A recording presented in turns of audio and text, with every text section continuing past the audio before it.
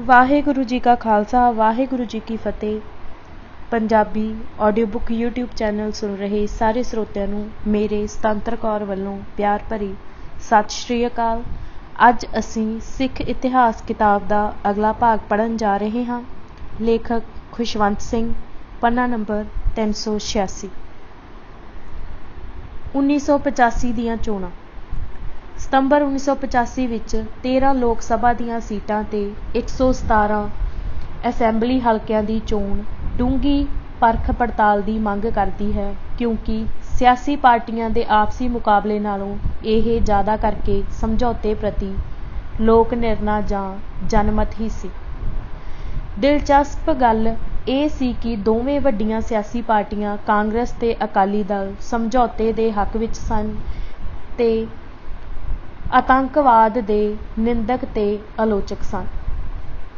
ਅਕਾਲੀਆਂ ਲਈ ਸੰਤ ਲੌਂਗੋਵਾਲ ਇੱਕ ਸ਼ਹੀਦ ਸੀ ਤੇ ਕਾਂਗਰਸੀ ਸੁਚੇਤ ਰੂਪ ਵਿੱਚ ਸ਼੍ਰੀਮਤੀ ਗਾਂਧੀ ਦੀ ਸ਼ਹਾਦਤ ਵੱਲ ਸੰਕੇਤ ਕਰਨ ਤੋਂ ਬਚਾਅ ਕਰ ਰਹੇ ਸਨ। ਉਨ੍ਹਾਂ ਦੇ ਚੋਣ ਮਨੋਰਥ ਪੱਤਰ ਆਰਥਿਕ ਪੁਨਰ ਉਥਾਨ ਨੂੰ ਸਮਰਪਿਤ ਸਨ ਤੇ ਉਹ ਸਿਆਸੀ ਮਤਭੇਦਾਂ ਦੇ ਬਾਵਜੂਦ ਇੱਕ ਤਰ੍ਹਾਂ ਦੇ ਹੀ ਸਨ। ਹੈਰਾਨੀ ਵਾਲੀ ਗੱਲ ਤਾਂ ਇਹ ਸੀ ਕਿ ਅਕਾਲੀ ਦਲ, ਜਿਸ ਨੇ ਵਿਧਾਨ ਸਭਾ ਵਿੱਚ ਲਗਭਗ 2/3 ਬਹੁਮਤ ਪ੍ਰਾਪਤ ਕਰ ਲਿਆ ਸੀ, ਇਹ ਅਕਾਲੀ ਦਲ ਕਾਂਗਰਸ ਜਾਂ ਦੋਹਾਂ ਕਮਿਊਨਿਸਟ ਪਾਰਟੀਆਂ ਦੇ ਸ਼ਕਤੀ ਆਧਾਰ ਵਿੱਚ ਆਈ ਤਬਦੀਲੀ ਨਾਲੋਂ ਜ਼ਿਆਦਾ ਚੋਣ ਵਿਵਸਥਾ ਦੀ ਤਰੰਗ ਕਾਰਨ ਸੀ। ਸਿਰਫ ਸੱਜਾ ਖੜ ਜਨਸੰਘ ਹੀ, ਜੋ ਮੁੱਖ ਤੌਰ ਤੇ ਹਿੰਦੂ ਪਾਰਟੀ ਸੀ ਤੇ ਜਿਸ ਦਾ ਨਾਮ ਭਾਜਪਾ ਸੀ, ਉਹਦੀ ਲਗਭਗ ਹੋਂਦ ਹੀ ਖਤਮ ਹੋ ਗਈ ਸੀ। ਆਪਣੀ ਸਿਆਸੀ ਜ਼ਿੰਦਗੀ ਵਿੱਚ ਅਕਾਲੀ ਦਲ ਨੇ ਪਹਿਲੀ ਵਾਰ ਮੁੱਖ ਰੂਪ ਵਿੱਚ ਧਾਰਮਿਕ ਪਾਰਟੀ ਨਾਲੋਂ ਇੱਕ ਖੇਤਰੀ ਦਲ ਵਜੋਂ ਚੋਣ ਮੈਦਾਨ ਵਿੱਚ ਭਾਗ ਲਿਆ। ਚੋਣ ਅਖਾੜੇ ਵਿੱਚ ਉਤਾਰੇ ਗਏ ਇਸ ਦੇ ਉਮੀਦਵਾਰਾਂ 'ਚੋਂ 6 ਹਿੰਦੂ, 1 ਮੁਸਲਮਾਨ ਤੇ 1 ਈਸਾਈ ਸਨ। ਸਾਂਝੇ ਅਕਾਲੀ ਦਲ ਦੇ ਹਾਕਮ ਨੂੰ ਉਹਦੇ ਸਮਰਥਕਾਂ ਨੇ ਵੀ ਅਣਗੌਲਿਆ ਕਰ ਦਿੱਤਾ। ਉਹਦੇ ਜਿਹੜੇ ਉਮੀਦਵਾਰਾਂ ਨੇ ਹਿੱਸਾ ਲਿਆ, ਉਹਨਾਂ ਵਿੱਚ ਬਿਮਲ ਖਾਲਸਾ ਵੀ ਸੀ, ਜਿਸ ਨੇ 2 ਹਲਕਿਆਂ 'ਚੋਂ ਆਪਣੀ ਨਾਮਜ਼ਦਗੀ ਦੇ ਪਰਚੇ ਦਾਖਲ ਕੀਤੇ। ਹਰ ਸੀਟ ਤੇ ਉਮੀਦਵਾਰਾਂ ਦੀ ਗਿਣਤੀ ਪਹਿਲਾਂ ਨਾਲੋਂ ਕਿਤੇ ਜ਼ਿਆਦਾ ਸੀ, ਜੋ ਕੁੱਲ 832 ਸਨ ਤੇ ਜਿਨ੍ਹਾਂ ਵਿੱਚ 30 ਇਸਤਰੀਆਂ ਸਨ। ਲੋਕ ਸਭਾ ਦੀਆਂ 13 ਸੀਟਾਂ ਲਈ 6 ਇਸਤਰੀਆਂ ਸਮੇਤ 74 ਉਮੀਦਵਾਰ ਸਨ। ਮਤਦਾਤਾਵਾਂ ਦਾ ਭੁਗਤਾਨ ਵੀ ਪਿਛਲੀਆਂ ਚੋਣਾਂ ਨਾਲੋਂ ਜ਼ਿਆਦਾ ਸੀ, ਜੋ ਲਗਭਗ 67% ਸੀ। ਪਹਿਲੇ 4 ਸਾਲ ਦੀਆਂ ਘਟਨਾਵਾਂ ਨੇ, ਜੋ ਹਿੰਦੂਆਂ ਤੇ ਕੇਂਦਰ ਦੀ ਹਿੰਦੂ ਸਰਕਾਰ ਵਿਰੁੱਧ ਭਿੰਡਰਾਂਵਾਲੇ ਦੀ ਭਬਕ ਤੇ ਲਾਹਣ-ਤਾਣ ਨਾਲ ਸ਼ੁਰੂ ਹੋਈਆਂ ਤੇ ਫਿਰ ਉਸ ਮਗਰੋਂ ਨੀਲਾ ਤਾਰਾ ਸਾਕਾ ਤੇ ਜੰਗਲੀ ਗੁਲਾਬ ਸਾਕਾ, ਸ਼੍ਰੀਮਤੀ ਗਾਂਧੀ ਦਾ ਕਤਲ ਤੇ ਉਸਦੇ ਫਲਸਰੂਪ ਸਿੱਖਾਂ ਵਿਰੁੱਧ ਹੋਈ ਹਿੰਸਾ ਨੇ ਨਿਰਸੰਦੇਹ ਹਿੰਦੂਆਂ ਤੇ ਸਿੱਖਾਂ ਦੋਹਾਂ ਫਿਰਕਿਆਂ ਵਿੱਚ ਪਾੜਾ ਬਹੁਤ ਵਧਾ ਦਿੱਤਾ ਸੀ ਤੇ ਇਹ ਮੰਨਿਆ ਜਾ ਰਿਹਾ ਸੀ ਕਿ ਜ਼ਿਆਦਾ ਸਿੱਖ ਸ਼ਹਿਰੀ ਸਿੱਖਾਂ ਤੇ ਅਨੁਸੂਚਿਤ ਜਾਤੀਆਂ ਦੇ ਸਿੱਖਾਂ ਸਮੇਤ ਅਕਾਲੀਆਂ ਨੂੰ ਵੋਟ ਪਾਉਣਗੇ ਤੇ ਹਿੰਦੂ ਕਾਂਗਰਸ ਜਾਂ ਭਾਜਪਾ ਨੂੰ ਵੋਟਾਂ ਪਾਉਣਗੇ, ਪਰ ਇਸ ਤਰ੍ਹਾਂ ਹੋਇਆ ਨਹੀਂ ਸੀ। ਇੱਕ ਭਾਰੀ ਗਿਣਤੀ ਵਿੱਚ ਸਿੱਖਾਂ ਨੇ ਕਾਂਗਰਸ ਨੂੰ ਵੋਟਾਂ ਪਾਈਆਂ ਤੇ ਹਿੰਦੂਆਂ ਦੀ ਭਾਰੀ ਗਿਣਤੀ, ਜਿਨ੍ਹਾਂ ਨੇ ਲੋਕ ਸਭਾ ਲਈ ਕਾਂਗਰਸ ਨੂੰ ਵੋਟਾਂ ਪਾਈਆਂ, ਉਹਨਾਂ ਨੇ ਵਿਧਾਨ ਸਭਾ ਲਈ ਅਕਾਲੀਆਂ ਨੂੰ ਵੋਟ ਪਾਈ। ਚੋਣ ਨਤੀਜੇ ਅਕਾਲੀਆਂ ਨੂੰ ਪਈਆਂ ਵੋਟਾਂ ਦੀ ਪ੍ਰਤੀਸ਼ਤ ਨਾਲੋਂ ਵਧੇਰੇ ਖੁਸ਼ਫਹਿਮੀ ਪੈਦਾ ਕਰਨ ਵਾਲੇ ਸਨ। ਲੋਕ ਸਭਾ ਦੀਆਂ 13 ਸੀਟਾਂ ਲਈ ਉਹਨਾਂ ਨੇ 11 ਉਮੀਦਵਾਰ ਖੜ੍ਹੇ ਕੀਤੇ ਸਨ, ਜਿਨ੍ਹਾਂ ਵਿੱਚੋਂ 7 ਸਫਲ ਹੋਏ। ਕਾਂਗਰਸ, ਜਿਸ ਨੇ ਸਾਰੀਆਂ 13 ਸੀਟਾਂ ਤੇ ਉਮੀਦਵਾਰ ਖੜ੍ਹੇ ਕੀਤੇ ਸਨ, ਬਾਕੀ ਦੀਆਂ 6 ਸੀਟਾਂ ਜਿੱਤ ਲਈਆਂ, ਪਰ ਅਕਾਲੀਆਂ ਨੂੰ 7 ਸੀਟਾਂ ਲਈ 37.18% ਵੋਟਾਂ ਮਿਲੀਆਂ, ਜਦੋਂ ਕਿ ਕਾਂਗਰਸ ਨੂੰ 6 ਸੀਟਾਂ ਜਿੱਤਣ ਨਾਲ ਹੀ 41.35% ਵੋਟਾਂ ਮਿਲੀਆਂ। ਰਾਜ ਵਿਧਾਨ ਸਭਾ ਦੇ ਨਤੀਜੇ ਵੀ ਉਤਨੇ ਹੀ ਹੈਰਾਨੀਜਨਕ ਸਨ। ਜਿਹੜੀਆਂ 115 ਸੀਟਾਂ ਤੇ ਮੁਕਾਬਲਾ ਹੋਇਆ, ਉਹਨਾਂ ਵਿੱਚੋਂ ਅਕਾਲੀਆਂ ਨੇ 100 ਸੀਟਾਂ ਤੇ ਚੋਣ ਲੜੀ ਤੇ 73 ਸੀਟਾਂ ਉੱਪਰ 38.55% ਵੋਟਾਂ ਨਾਲ ਜਿੱਤ ਪ੍ਰਾਪਤ ਕੀਤੀ, ਜਦੋਂ ਕਿ ਕਾਂਗਰਸ, ਜਿਸ ਨੇ ਸਾਰੀਆਂ ਸੀਟਾਂ ਤੇ ਚੋਣ ਲੜੀ ਤੇ ਥੋੜ੍ਹੇ ਜਿਹੇ ਹੀ ਘੱਟ ਵੋਟਾਂ ਦੇ ਪ੍ਰਤੀਸ਼ਤ ਨਾਲ, ਭਾਵ 37.86 ਵੋਟਾਂ ਨਾਲ ਕੇਵਲ 32 ਸੀਟਾਂ ਤੇ ਜਿੱਤ ਪ੍ਰਾਪਤ ਕੀਤੀ। ਸਾਫ਼ ਜ਼ਾਹਿਰ ਸੀ ਕਿ ਕਾਂਗਰਸ ਨਾਲ ਰਾਜਸੀ ਵਫ਼ਾਦਾਰੀ ਵਿੱਚ ਕੋਈ ਮਹੱਤਵਪੂਰਨ ਬਦਲਾਅ ਨਹੀਂ ਆਇਆ ਸੀ। ਜੇ ਅਕਾਲੀਆਂ ਦੀ ਥਾਂ ਤੇ 1% ਵੋਟ ਕਾਂਗਰਸ ਨੂੰ ਵੱਧ ਪੈ ਜਾਂਦੀ ਤਾਂ ਨਤੀਜੇ ਬੜੇ ਹੀ ਵੱਖਰੇ ਹੁੰਦੇ। ਇਸ ਤਬਦੀਲੀ ਨਾਲ ਸ਼ਾਇਦ ਜੇ ਕੋਈ ਕਾਰਨ ਸੀ ਤਾਂ ਉਹ ਇਹੋ ਸੀ ਕਿ ਅਕਾਲੀ ਆਪਣੀਆਂ ਵੋਟਾਂ ਨੂੰ ਸਮੇਤ ਸ਼ਹਿਰੀ ਤੇ ਅਨੁਸੂਚਿਤ ਜਾਤੀ ਦੀਆਂ ਵੋਟਾਂ ਦੇ ਇਕਮੁੱਠ ਰੱਖਣ ਵਿੱਚ ਸਫਲ ਹੋ ਗਏ ਸਨ, ਜਿਹੜੀਆਂ ਪਹਿਲਾਂ ਕਾਂਗਰਸ ਦੇ ਹੱਕ ਵਿੱਚ ਭੁਗਤ ਜਾਂਦੀਆਂ ਸਨ, ਤੇ ਕਾਂਗਰਸ ਸਾਰੀਆਂ ਹਿੰਦੂ ਵੋਟਾਂ ਨੂੰ ਆਪਣੇ ਹੱਕ ਵਿੱਚ ਨਾ ਭੁਗਤਾ ਸਕੀ ਜੋ ਆਮ ਤੌਰ ਤੇ ਭਾਜਪਾ ਨੂੰ ਭੁਗਤ ਗਈਆਂ ਸਨ। CPI ਤੇ CPM ਜਿਹੀਆਂ ਧਰਮ ਨਿਰਪੇਖ ਪਾਰਟੀਆਂ ਕਾਂਗਰਸ ਨਾਲੋਂ ਵੀ ਵਧੇਰੇ ਅਭਾਗੀਆਂ ਸਨ। ਭਾਵੇਂ ਉਹ ਆਪਣੀਆਂ ਪਹਿਲਾਂ ਵਾਂਗ ਹੀ 6% ਵੋਟਾਂ ਲੈਣ ਵਿੱਚ ਸਫਲ ਰਹੀਆਂ ਸਨ, ਪਰ ਉਹਨਾਂ ਦਾ ਕੇਵਲ ਇੱਕ ਹੀ ਉਮੀਦਵਾਰ ਜਿੱਤਿਆ ਸੀ। ਇੱਕ ਨਵਾਂ ਤੇ ਅਸਚਰਜ ਕਰਿਸ਼ਮਾ ਜੋ ਸਾਹਮਣੇ ਆਇਆ ਉਹ ਬਹੁਜਨ ਸੇਵਕ ਸਮਾਜ ਦਾ ਪ੍ਰਗਟ ਹੋਣਾ ਸੀ। ਇਹ ਸੰਸਥਾ ਅਨੁਸੂਚਿਤ ਤੇ ਪਛੜੀਆਂ ਜਾਤੀਆਂ ਤੇ ਆਧਾਰਿਤ ਸੀ, ਜਿਨ੍ਹਾਂ ਦੀ ਪੰਜਾਬ ਦੀ ਵਸੋਂ ਵਿੱਚ 26.87% ਹੈ। ਉਹਨਾਂ ਦੀ ਧਾਰਮਿਕ ਪਛਾਣ ਇੱਕ ਕਲਪਨਾ ਹੀ ਬਣੀ ਰਹੀ, ਕਿਉਂਕਿ ਵੱਖ-ਵੱਖ ਸਮੇਂ ਤੇ ਵਧੇਰੇ ਥਾਵਾਂ 'ਚੋਂ ਉਹ ਆਪਣੀ ਸੌਖ ਤੇ ਸੁਵਿਧਾ ਲਈ ਆਪਣੇ ਆਪ ਨੂੰ ਹਿੰਦੂ ਜਾਂ ਸਿੱਖ ਬਿਆਨ ਕਰ ਦਿੰਦੇ ਸਨ। ਸਮਾਜ ਨੇ ਰਾਜ ਵਿਧਾਨ ਸਭਾ ਲਈ 50 ਉਮੀਦਵਾਰ ਖੜ੍ਹੇ ਕੀਤੇ। ਭਾਵੇਂ ਉਹਨਾਂ ਦਾ ਕੋਈ ਉਮੀਦਵਾਰ ਨਾ ਜਿੱਤਿਆ, ਪਰ ਉਹਨਾਂ ਵੱਲੋਂ ਦੁਆਬਾ ਖੇਤਰ ਵਿੱਚ ਲਈਆਂ ਵੋਟਾਂ ਨੇ ਦੂਸਰੀਆਂ ਪਾਰਟੀਆਂ ਦੇ ਉਮੀਦਵਾਰਾਂ ਦੀ ਕਿਸਮਤ ਤੇ ਜ਼ਰੂਰ ਪ੍ਰਭਾਵ ਪਾਇਆ। ਦਰਿਆਈ ਪਾਣੀ। ਦਰਿਆਵਾਂ ਦੇ ਪਾਣੀ ਦੀ ਵੰਡ ਦੀ ਸਮੱਸਿਆ ਨੇ ਪੰਜਾਬ ਤੇ ਇਹਦੇ ਗੁਆਂਢੀ ਰਾਜਾਂ ਦੇ ਸੰਬੰਧ ਵਿਗਾੜ ਦਿੱਤੇ ਸਨ, ਤੇ ਕੇਂਦਰ ਵਿਰੁੱਧ ਅਕਾਲੀਆਂ ਦੀ ਸ਼ਿਕਾਇਤ ਦੀ ਸੂਚੀ ਵਿੱਚ ਇਹ ਮੰਗ ਵੀ ਸਭ ਤੋਂ ਉੱਪਰ ਸੀ। 1947 ਵਿੱਚ ਭਾਰਤ ਦੀ ਵੰਡ ਮਗਰੋਂ ਪਾਕਿਸਤਾਨ ਤੇ ਭਾਰਤ ਦੀਆਂ ਸਰਕਾਰਾਂ ਨੇ ਵਿਸ਼ਵ ਬੈਂਕ ਨੂੰ ਸਿੰਧ ਨਦੀ ਘਾਟੀ ਦੇ ਪਾਣੀਆਂ ਦੀ ਵਰਤੋਂ ਬਾਰੇ ਨਿਰਣਾ ਕਰਾਉਣ ਲਈ ਪਹੁੰਚ ਕੀਤੀ। 29 ਜਨਵਰੀ 1955 ਨੂੰ ਭਾਰਤ ਸਰਕਾਰ ਨੇ ਸੀਮਾ ਪਾਰ ਦੇ ਇਸ ਪਾਸੇ ਦੇ ਸੰਬੰਧਿਤ 3 ਰਾਜਾਂ ਪੰਜਾਬ, ਜਿਸ ਵਿੱਚ ਉਸ ਸਮੇਂ ਹਰਿਆਣਾ ਤੇ ਹਿਮਾਚਲ ਸ਼ਾਮਿਲ ਸਨ, ਰਾਜਸਥਾਨ ਤੇ ਜੰਮੂ ਕਸ਼ਮੀਰ ਦੀਆਂ ਪਾਣੀਆਂ ਦੀ ਜ਼ਰੂਰਤ ਦਾ ਵੇਰਵਾ ਪੇਸ਼ ਕੀਤਾ। 1960 ਵਿੱਚ ਸਿੰਧ ਨਦੀ ਘਾਟੀ ਦੇ ਦਰਿਆਵਾਂ ਦੇ ਪਾਣੀ ਬਾਰੇ ਸਮਝੌਤੇ ਉੱਪਰ ਪਾਕਿਸਤਾਨ ਤੇ ਭਾਰਤ ਦੀਆਂ ਸਰਕਾਰਾਂ ਨੇ ਦਸਤਖਤ ਕੀਤੇ। ਇਸ ਸੰਧੀ ਰਾਹੀਂ 3 ਪੱਛਮੀ ਦਰਿਆਵਾਂ ਸਿੰਧ, ਜੇਹਲਮ ਤੇ ਚਿਨਾਬ ਦੇ ਪਾਣੀ ਉੱਪਰ ਪੂਰੀ ਤਰ੍ਹਾਂ ਪਾਕਿਸਤਾਨ ਦਾ ਹੱਕ ਸਵੀਕਾਰ ਕਰ ਲਿਆ ਗਿਆ, ਤੇ 3 ਪੂਰਬੀ ਦਰਿਆਵਾਂ ਸਤਲੁਜ, ਬਿਆਸ ਤੇ ਰਾਵੀ ਦਾ ਪਾਣੀ ਭਾਰਤ ਨੂੰ ਦੇ ਦਿੱਤਾ ਗਿਆ, ਜਿਸ ਬਦਲੇ ਪਾਕਿਸਤਾਨ ਨੂੰ ਭਾਰਤ ਨੇ 110 ਕਰੋੜ ਅਦਾ ਕੀਤੇ। ਜਦੋਂ ਭਾਰਤ ਦੇ ਸੰਬੰਧਿਤ ਰਾਜਾਂ ਨੂੰ ਦਰਿਆਵਾਂ ਦੇ ਪਾਣੀ ਦੀ ਵੰਡ ਕਰਨ ਦਾ ਸਵਾਲ ਸਾਹਮਣੇ ਆਇਆ ਤਾਂ ਪੰਜਾਬ ਨੇ ਆਪਣਾ ਪੱਖ ਬਿਆਨ ਕਰਦਿਆਂ ਕਿਹਾ ਕਿ ਵਿਸ਼ਵ ਬੈਂਕ ਨੂੰ ਅੰਕੜੇ ਕਾਹਲੀ ਵਿੱਚ ਦਿੱਤੇ ਗਏ ਸਨ ਤੇ ਇਹ ਅਸਲੀ ਸਥਿਤੀ ਨੂੰ ਬਿਆਨ ਨਹੀਂ ਕਰਦੇ। ਫਰਵਰੀ 1966 ਵਿੱਚ ਮਾਹਿਰਾਂ ਦੀ ਇੱਕ ਕਮੇਟੀ ਨੇ ਤਾਜ਼ਾ ਅੰਕੜੇ ਪੇਸ਼ ਕੀਤੇ, ਪਰ ਇਹਦੇ ਨਿਰਣੇ ਅਕਾਦਮਿਕ ਵਿਸ਼ਾ ਬਣ ਕੇ ਹੀ ਰਹਿ ਗਏ ਸਨ, ਕਿਉਂਕਿ ਉਸੇ ਸਾਲ ਹੀ ਮਗਰੋਂ ਹਰਿਆਣਾ ਤੇ ਹਿਮਾਚਲ ਨੂੰ ਵੱਖਰੇ ਰਾਜ ਬਣਾ ਦਿੱਤਾ ਗਿਆ। ਸਿਧਾਂਤਕ ਤੌਰ ਤੇ ਇਹ ਪ੍ਰਵਾਨ ਕਰ ਲਿਆ ਗਿਆ ਕਿ ਸਾਂਝੇ ਪੰਜਾਬ ਦੇ ਕੁੱਲ ਅਸ਼ਾਸ਼ੇ ਨੂੰ ਪੰਜਾਬ ਤੇ ਹਰਿਆਣਾ ਵਿੱਚ 60:40 ਦੇ ਅਨੁਪਾਤ ਵਿੱਚ ਵੰਡਿਆ ਜਾਵੇਗਾ, ਪਰ ਹਰਿਆਣੇ ਨੂੰ ਇਹ ਸਿਧਾਂਤ ਪਾਣੀ ਦੀ ਵੰਡ ਬਾਰੇ ਮਨਜ਼ੂਰ ਨਹੀਂ ਸੀ। ਦੂਸਰੇ ਪਾਸੇ ਪੰਜਾਬ ਦਾ ਇਹ ਦਾਅਵਾ ਸੀ ਕਿ ਦਰਿਆਵਾਂ ਦਾ ਮਾਲਕ ਰਾਜ ਹੋਣ ਦੇ ਨਾਤੇ ਇਸ ਨੂੰ ਆਪਣੀ ਜ਼ਰੂਰਤ ਦਾ ਪਾਣੀ ਲੈਣ ਦਾ ਅਧਿਕਾਰ ਹੈ ਤੇ ਦੂਸਰੇ ਰਾਜਾਂ ਨੂੰ ਇਹ ਫਾਲਤੂ ਪਾਣੀ ਹੀ ਦੇਵੇਗਾ। ਇਹ ਮੰਨਣਯੋਗ ਨਹੀਂ ਸੀ। ਸਿੰਧ ਨਦੀ ਪਾਣੀ ਸੰਧੀ ਅਨੁਸਾਰ ਦਰਿਆਈ ਪਾਣੀ ਦਾ ਮਾਲਕ ਪੰਜਾਬ ਨਹੀਂ ਭਾਰਤ ਸੀ, ਜਿਸ ਦਾ 3 ਦਰਿਆਵਾਂ ਦੇ ਪਾਣੀ ਉੱਪਰ ਮਾਲਕੀ ਦਾ ਅਧਿਕਾਰ ਸੀ, ਤੇ ਰਾਜਸਥਾਨ ਸਤਲੁਜ ਦਾ ਪਾਣੀ ਬਹੁਤ ਪਹਿਲਾਂ ਤੋਂ ਲੈਂਦਾ ਆ ਰਿਹਾ ਸੀ। 1966 ਤੋਂ ਲੈ ਕੇ 1975 ਤੱਕ ਪੰਜਾਬ ਤੇ ਹਰਿਆਣੇ ਨੂੰ ਵੰਡ ਦੇ ਕਿਸੇ ਫਾਰਮੂਲੇ ਤੇ ਸਹਿਮਤ ਕਰਨ ਦੀਆਂ ਕਈ ਕੋਸ਼ਿਸ਼ਾਂ ਕੀਤੀਆਂ ਗਈਆਂ। ਜਦੋਂ ਸਫਲਤਾ ਨਾ ਮਿਲੀ ਤਾਂ ਕੇਂਦਰੀ ਸਰਕਾਰ ਨੇ 24 ਮਾਰਚ 1976 ਨੂੰ ਐਲਾਨ ਕਰ ਦਿੱਤਾ ਕਿ ਪ੍ਰਾਪਤ ਪਾਣੀ ਨੂੰ ਪੰਜਾਬ ਤੇ ਹਰਿਆਣੇ ਵਿੱਚ ਬਰਾਬਰ ਵੰਡ ਦਿੱਤਾ ਜਾਵੇਗਾ, ਜਿਸ ਦਾ ਕੁਝ ਹਿੱਸਾ ਦਿੱਲੀ ਦੀਆਂ ਪਾਣੀ ਦੀਆਂ ਜ਼ਰੂਰਤਾਂ ਵਿੱਚ ਵਾਧਾ ਕਰਨ ਲਈ ਵਰਤਿਆ ਜਾਵੇਗਾ।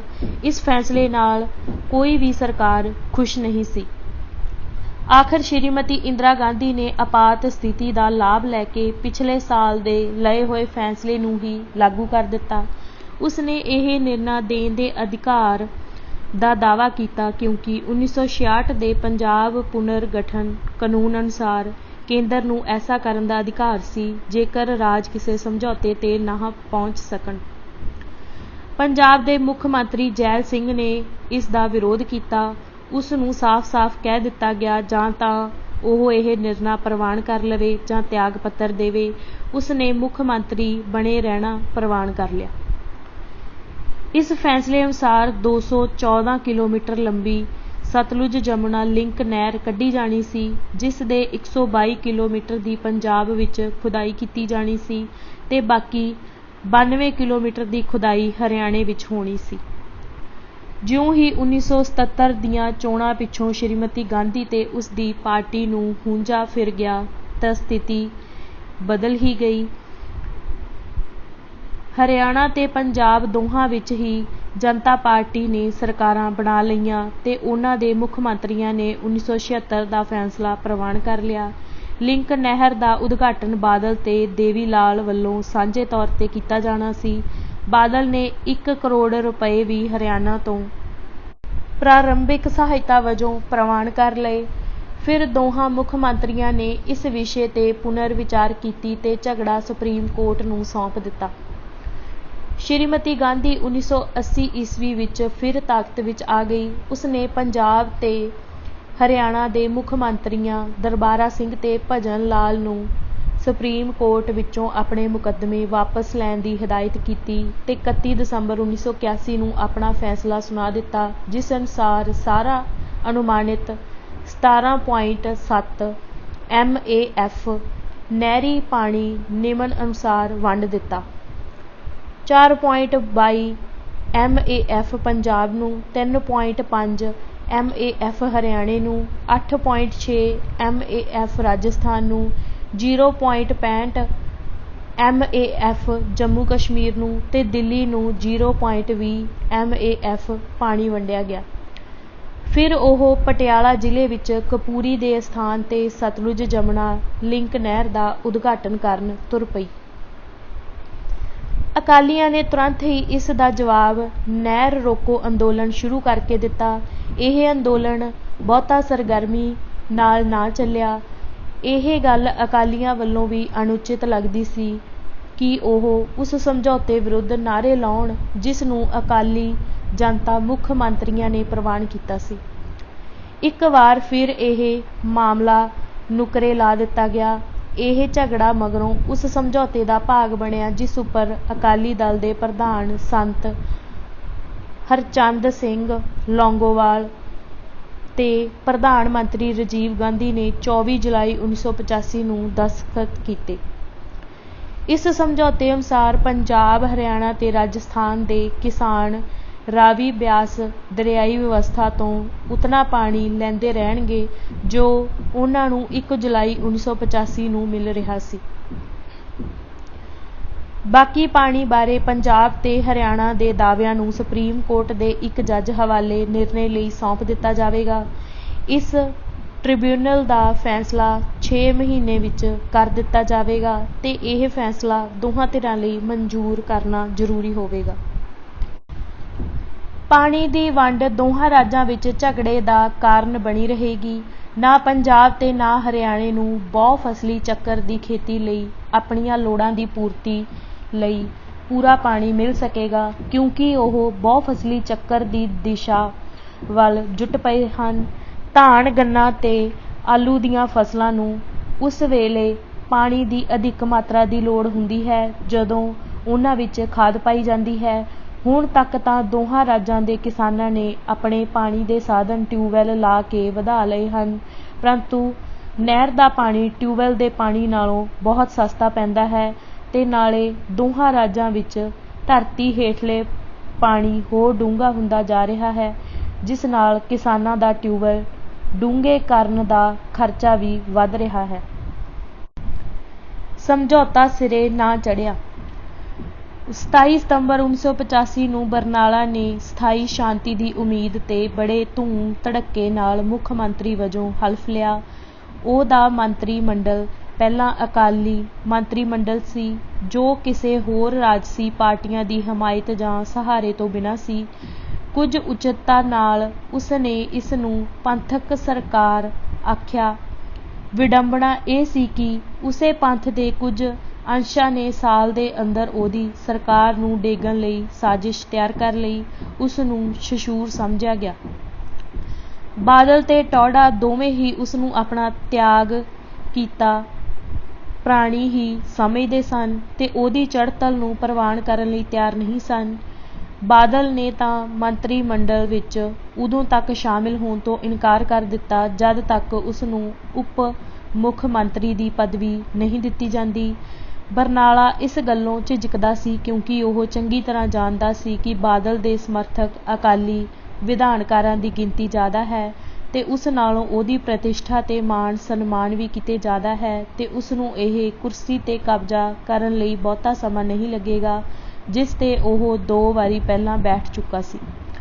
ਬਰਨਾਲਾ ਬਲਵੰਤ ਸਿੰਘ ਨੂੰ ਦੂਸਰੇ ਨੰਬਰ ਤੇ ਰੱਖ ਕੇ ਵਧੇਰੇ ਸੁਰੱਖਿਅਤ ਮਹਿਸੂਸ ਕਰਦਾ ਸੀ ਕਿਉਂਕਿ ਇੱਕ ਤਾਂ ਉਹ ਗੈਰ ਜੱਟ ਸੀ ਤੇ ਉਹ ਅਕਾਲੀ ਸਿਆਸਤਦਾਨਾਂ ਨੂੰ ਡਰਾ ਕੇ ਜਾਂ ਰਿਸ਼ਵਤ ਨਾਲ ਖਰੀਦ ਕੇ ਜੋੜ ਤੋੜ ਕਰਨ ਵਿੱਚ ਮਾਹਿਰ ਸੀ ਤੇ ਆਪਣੇ ਹੀ ਘਰ ਨੂੰ ਭਰਨ ਵਿੱਚ ਨਿਪੁੰਨ ਸੀ।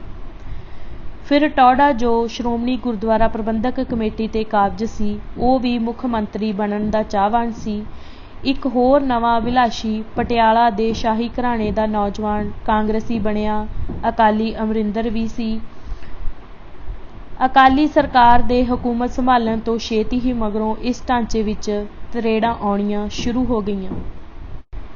ਲੌਂਗੋਵਾਲ ਗਾਂਧੀ ਸਮਝੌਤਾ ਇਸ ਅਨੁਮਾਨ ਤੇ ਆਧਾਰਿਤ ਸੀ ਕਿ ਦੋਵੇਂ ਧਿਰਾਂ ਸ਼ਰਤਾਂ ਮੰਨਣਗੀਆਂ ਇਸ ਨੂੰ ਸਫਲ ਬਣਾਉਣਗੀਆਂ ਤੇ ਇਸ ਨੂੰ ਅਸਫਲ ਬਣਾਉਣ ਵਾਲਿਆਂ ਵਿਰੁੱਧ ਸਰਗਰਮੀ ਨਾਲ ਦ੍ਰਿੜ ਰਹਿਣਗੀਆਂ। ਜਿਵੇਂ ਮਗਰੋਂ ਵਾਪਰਿਆ ਦੋਹਾਂ ਚੋਂ ਕੋਈ ਵੀ ਧਿਰ ਆਪਣੀ ਜ਼ਿੰਮੇਵਾਰੀ ਨਿਭਾਉਣ ਲਈ ਉਤਾਵਲੀ ਨਹੀਂ ਸੀ ਤੇ ਉਹ ਸਮਝੌਤਾ ਤੋੜਨ ਵਾਲਿਆਂ ਸਾਹਮਣੇ ਹਾਰ ਗਏ।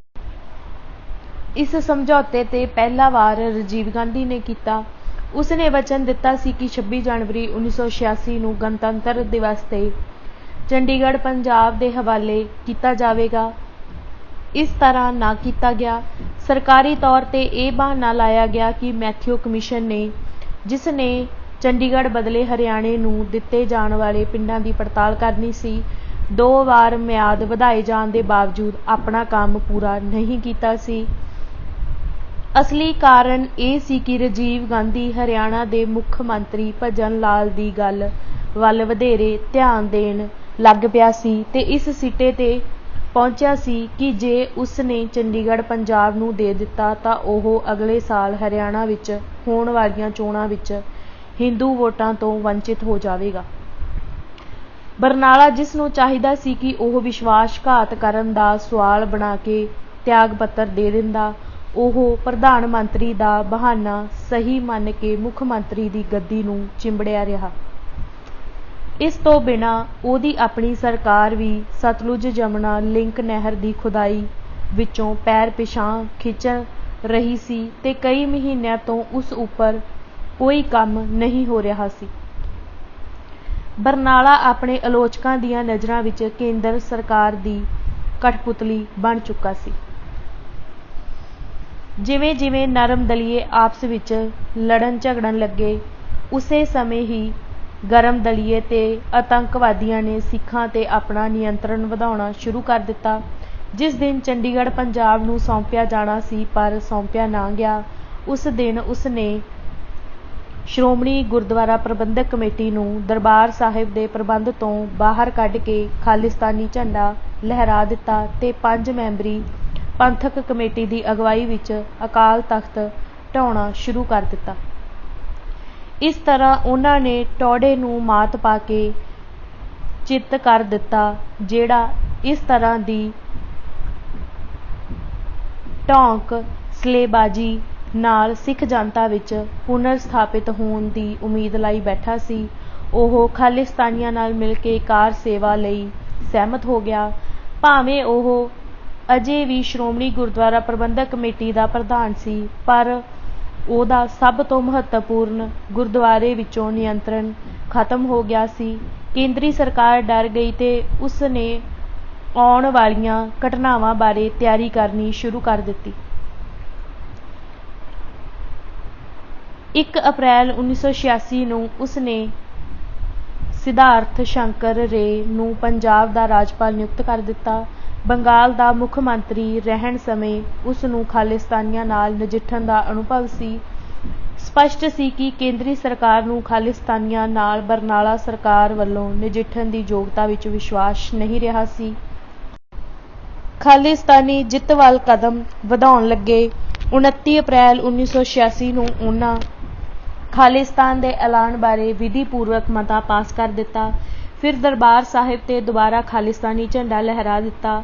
ਪ੍ਰਧਾਨ ਮੰਤਰੀ ਦੀ ਪ੍ਰਵਾਨਗੀ ਨਾਲ ਰਾਜਪਾਲ ਰੇ ਤੇ ਉਹਦੇ ਪੁਲਿਸ ਮੁਖੀ ਜੂਲੀਓ ਰਿਬੇਰੋ ਨੇ ਬਰਨਾਲੇ ਉੱਪਰ ਦਬਾਅ ਪਾਇਆ ਕਿ ਉਹ ਖਾਲਿਸਤਾਨੀਆਂ ਦੀ ਇਸ ਘਿਨਾਉਣੀ ਦੇਸ਼ ਧਰੋਹ ਦੀ ਹਰਕਤ ਵਿਰੁੱਧ ਕਾਰਵਾਈ ਕਰੇ। 30 ਅਪ੍ਰੈਲ 1986 ਨੂੰ ਬਰਨਾਲਾ ਨੇ ਪੁਲਿਸ ਨੂੰ ਹੁਕਮ ਦੇ ਦਿੱਤਾ ਕਿ ਉਹ ਦਰਬਾਰ ਸਾਹਿਬ ਵਿੱਚ ਦਾਖਲ ਹੋ ਕੇ ਵੱਖਵਾਦੀਆਂ ਨੂੰ ਗ੍ਰਿਫਤਾਰ ਕਰੇ। ਇਸ ਨਾਲ ਬਾਦਲ, ਟੌਹੜਾ ਤੇ ਅਮਰਿੰਦਰ ਨੂੰ ਉਹ ਮੌਕਾ ਮਿਲ ਗਿਆ ਜਿਸ ਦੀ ਉਹਨਾਂ ਨੂੰ ਉਡੀਕ ਸੀ। ਉਹਨਾਂ ਨੇ ਪੁਲਿਸ ਦੇ ਦਾਖਲੇ ਨੂੰ ਦੂਸਰਾ ਨੀਲਾ ਤਾਰਾ ਸਾਕਾ ਕਹਿ ਕੇ ਨਿੰਦਿਆ ਤੇ ਵਿਧਾਨ ਸਭਾ ਵਿੱਚ ਆਪਣੇ ਸਮਰਥਕਾਂ ਨੂੰ ਬਰਨਾਲਾ ਮੰਤਰੀ ਮੰਡਲ ਵਿੱਚ ਅਵਿਸ਼ਵਾਸ ਦਾ ਮਤਾ ਲਿਆਉਣ ਲਈ ਕਿਹਾ। ਪਰੰਤੂ ਬਰਨਾਲਾ ਦਾ ਉਪ ਮੁੱਖ ਮੰਤਰੀ ਦਲ ਬਦਲੂਆਂ ਨਾਲੋਂ ਵਧੇਰੇ ਤਕੜਾ ਨਿਕਲਿਆ। ਉਹ ਬਾਕੀ ਬਚਦੇ ਮੈਂਬਰਾਂ ਨੂੰ ਇਕੱਠਿਆਂ ਕਰਕੇ ਹਿਮਾਚਲ ਦੇ ਵਿਸ਼ਰਾਮ ਘਰ ਵਿੱਚ ਲੈ ਗਿਆ, ਜਿੱਥੇ ਅਸਹਿਮਤ ਧੜੇ ਦੇ ਨੇਤਾ ਪਹੁੰਚ ਨਹੀਂ ਸਕਦੇ ਸਨ। ਉਹਨਾਂ ਨੂੰ ਵਿਧਾਨ ਸਭਾ ਵਿੱਚ ਐਨ ਮੌਕੇ ਤੇ ਵੋਟ ਪਾਉਣ ਸਮੇਂ ਸਰਕਾਰ ਦੇ ਹੱਕ ਵਿੱਚ ਵੋਟ ਪਾਉਣ ਲਈ ਲਿਆਂਦਾ ਗਿਆ। ਜਿਹੜਾ ਵੀ ਵਫ਼ਾਦਾਰ ਰਿਹਾ ਉਸ ਨੂੰ ਮੰਤਰੀ ਪਦ ਜਾਂ ਕਿਸੇ ਸਰਕਾਰੀ ਸੰਸਥਾ ਦਾ ਚੇਅਰਮੈਨ ਬਣਾ ਕੇ ਨਿਵਾਜਿਆ ਗਿਆ। ਨਵੇਂ ਮੰਤਰੀ ਮੰਡਲ ਨੇ 6 ਮਈ 1986 ਨੂੰ ਹਲਫ਼ ਲਿਆ। ਹੁਣ ਬਰਨਾਲਾ ਸੱਚਮੁੱਚ ਹੀ ਕੇਂਦਰ ਸਰਕਾਰ ਦੀ ਕਠਪੁਤਲੀ ਸੀ ਤੇ ਉਹ ਕਾਂਗਰਸ ਦੇ ਸਮਰਥਨ ਤੇ ਨਿਰਭਰ ਸੀ। ਉਸ ਨੂੰ ਸ਼੍ਰੋਮਣੀ ਗੁਰਦੁਆਰਾ ਪ੍ਰਬੰਧਕ ਕਮੇਟੀ ਦੀਆਂ ਚੋਣਾਂ ਵਿੱਚ ਇੱਕ ਹੋਰ ਝਟਕਾ ਲੱਗਾ। ਉਸ ਦਾ ਮਨੋਨੀਤ ਕਾਬਲ ਸਿੰਘ ਟੌਹੜੇ ਹੱਥੋਂ ਹਾਰ ਗਿਆ, ਜੋ 16ਵੀਂ ਵਾਰ ਪ੍ਰਧਾਨ ਚੁਣਿਆ ਗਿਆ। ਅਗਲੇ ਦਿਨ ਟੌਹੜਾ ਤੇ ਬਾਦਲ ਨੂੰ ਗ੍ਰਿਫਤਾਰ ਕਰ ਲਿਆ ਗਿਆ। ਖਾਲਿਸਤਾਨੀਆਂ ਨੇ ਦਰਬਾਰ ਸਾਹਿਬ ਵਿੱਚ ਮੋਰਚੇ ਸੰਭਾਲ ਲਏ ਤੇ ਇਹ ਫੈਸਲਾ ਲੈ ਲਿਆ ਕਿ ਸਾਰੇ ਨਰਮ ਖਿਆਲੀਏ ਲੋਕਾਂ ਨੂੰ ਖਤਮ ਕਰਨ ਦਾ ਸਮਾਂ ਆ ਗਿਆ ਹੈ। ਫਰਵਰੀ 1987 ਵਿੱਚ ਉਹਨਾਂ ਨੇ ਇੱਕ ਉੱਘੇ ਸ਼ਬਦ ਕੀਰਤਨੀਏ ਦਰਸ਼ਨ ਸਿੰਘ ਰਾਗੀ ਨੂੰ ਅਕਾਲ ਤਖ਼ਤ ਦਾ ਜਥੇਦਾਰ ਥਾਪ ਦਿੱਤਾ ਤੇ ਆਪਣੇ ਨਾਮਜ਼ਦ ਮੈਂਬਰ ਪੰਜਾਬ ਦੇ ਦੂਸਰੇ ਤਖ਼ਤਾਂ ਤੇ ਨਿਯੁਕਤ ਕਰ ਦਿੱਤੇ। ਜਥੇਦਾਰਾਂ ਨੇ ਪੰਥਕ ਏਕਤਾ ਦੇ ਨਾਮ ਤੇ ਵੱਖ-ਵੱਖ ਅਕਾਲੀ ਦਲਾਂ ਨੂੰ ਭੰਗ ਕਰਨ ਤੋਂ ਇਨਕਾਰ ਕਰ ਦਿੱਤਾ ਤੇ ਉਸ ਨੂੰ ਤੁਰੰਤ ਹੀ ਤਨਖਾਹੀਆ ਕਰਾਰ ਦੇ ਦਿੱਤਾ ਗਿਆ। ਉਹ ਹਰ ਪਾਸੇ ਤੋਂ ਹਾਰ ਗਿਆ। ਉਹਦੇ ਸਾਥੀ ਉਸ ਨੂੰ ਧੋਖਾ ਦੇ ਗਏ। ਪੰਥ ਨੇ ਉਸ ਨੂੰ ਛੇਕ ਦਿੱਤਾ। ਪ੍ਰਧਾਨ ਮੰਤਰੀ ਨੇ ਉਸ ਨਾਲ ਧੋਖਾ ਕੀਤਾ। ਇਸ ਗੱਲ ਵਿੱਚ ਕੋਈ ਸੰਦੇਹ ਨਹੀਂ ਸੀ ਕਿ ਸਮਝੌਤੇ ਦੀ ਅਸਫਲਤਾ ਦਾ ਕਾਰਨ ਮੁੱਖ ਤੌਰ ਤੇ ਰਾਜੀਵ ਗਾਂਧੀ ਵੱਲੋਂ ਵਚਨ ਪੂਰਾ ਨਾ ਕਰਨਾ ਸੀ। ਉਹ ਆਪਣੇ ਤੇ ਪਾਏ ਦਬਾਅ ਦਾ ਵਿਰੋਧ ਕਰਨ ਦੇ ਯੋਗ ਨਹੀਂ ਸੀ। ਪਹਿਲਾਂ ਤਾਂ ਬੂਟਾ ਸਿੰਘ ਹੀ ਸੀ ਜੋ 1984 ਸਤੰਬਰ ਵਿੱਚ ਤਨਖਾਹੀਆ ਕਰਾਰ ਦਿੱਤੇ ਜਾਣ ਪਿੱਛੋਂ ਤੇ ਫਿਰ ਅਪ੍ਰੈਲ 1985 ਵਿੱਚ ਪੰਥ ਤੋਂ ਛੇਕੇ ਜਾਣ ਤੇ ਤੀਬਰ ਅਪਮਾਨ ਮਹਿਸੂਸ ਕਰ ਰਿਹਾ ਸੀ। ਮਈ 1985 ਵਿੱਚ ਰਾਜੀਵ ਗਾਂਧੀ ਨੇ ਉਸ ਨੂੰ ਗ੍ਰਹਿ ਮੰਤਰੀ ਨਿਯੁਕਤ ਕਰ ਦਿੱਤਾ ਸੀ। ਬੂਟਾ ਸਿੰਘ ਨੇ ਅਕਾਲੀਆਂ ਤੇ ਜਥੇਦਾਰਾਂ ਨਾਲ ਹਿਸਾਬ ਕਿਤਾਬ ਚੁਕਤਾ ਕਰਨਾ ਸੀ। ਫਿਰ ਦਰਬਾਰਾ ਸਿੰਘ ਵੀ ਸੀ। ਉਸ ਦੇ ਮਨੋਨੀਤ ਪੰਜਾਬ ਪ੍ਰਦੇਸ਼ ਕਮੇਟੀ ਦੇ ਪ੍ਰਧਾਨ ਸੰਤੋਖ ਸਿੰਘ ਰੰਧਾਵਾ ਉੱਪਰ ਖਾਲਿਸਤਾਨੀਆਂ ਨਾਲ ਸੰਬੰਧ ਰੱਖਣ ਦੇ ਇਲਜ਼ਾਮ ਲਾਏ ਗਏ ਸਨ ਤੇ ਉਸ ਨੂੰ ਜੂਨ 1985 ਵਿੱਚ ਤਿਆਗ ਪੱਤਰ ਦੇਣ ਲਈ ਮਜਬੂਰ ਹੋਣਾ ਪਿਆ ਸੀ। ਉਸ ਦੀ ਥਾਂ ਤੇ ਪ੍ਰਧਾਨ ਮੰਤਰੀ ਨੇ ਇੱਕ ਰਿਟਾਇਰ ਹੋਏ major general Rajinder Singh sparrow member parliament ਨੂੰ ਕਾਂਗਰਸ ਪ੍ਰਧਾਨ ਨਿਯੁਕਤ ਕਰ ਦਿੱਤਾ ਸੀ, ਜੋ ਪਛਾਣ ਰਹਿਤ ਧੱਕੜਬਾਜ਼ ਸੀ।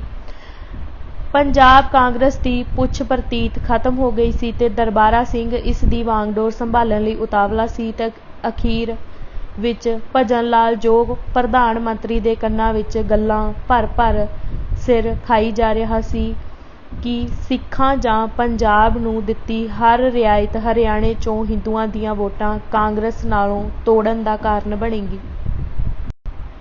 ਰਾਜੀਵ ਗਾਂਧੀ ਇਸ ਸਿਆਪੇ ਦੀ ਨਾਇਣ ਦੀ ਹਰ ਗੱਲ ਸੁਣਨ ਲੱਗ ਪਿਆ ਸੀ।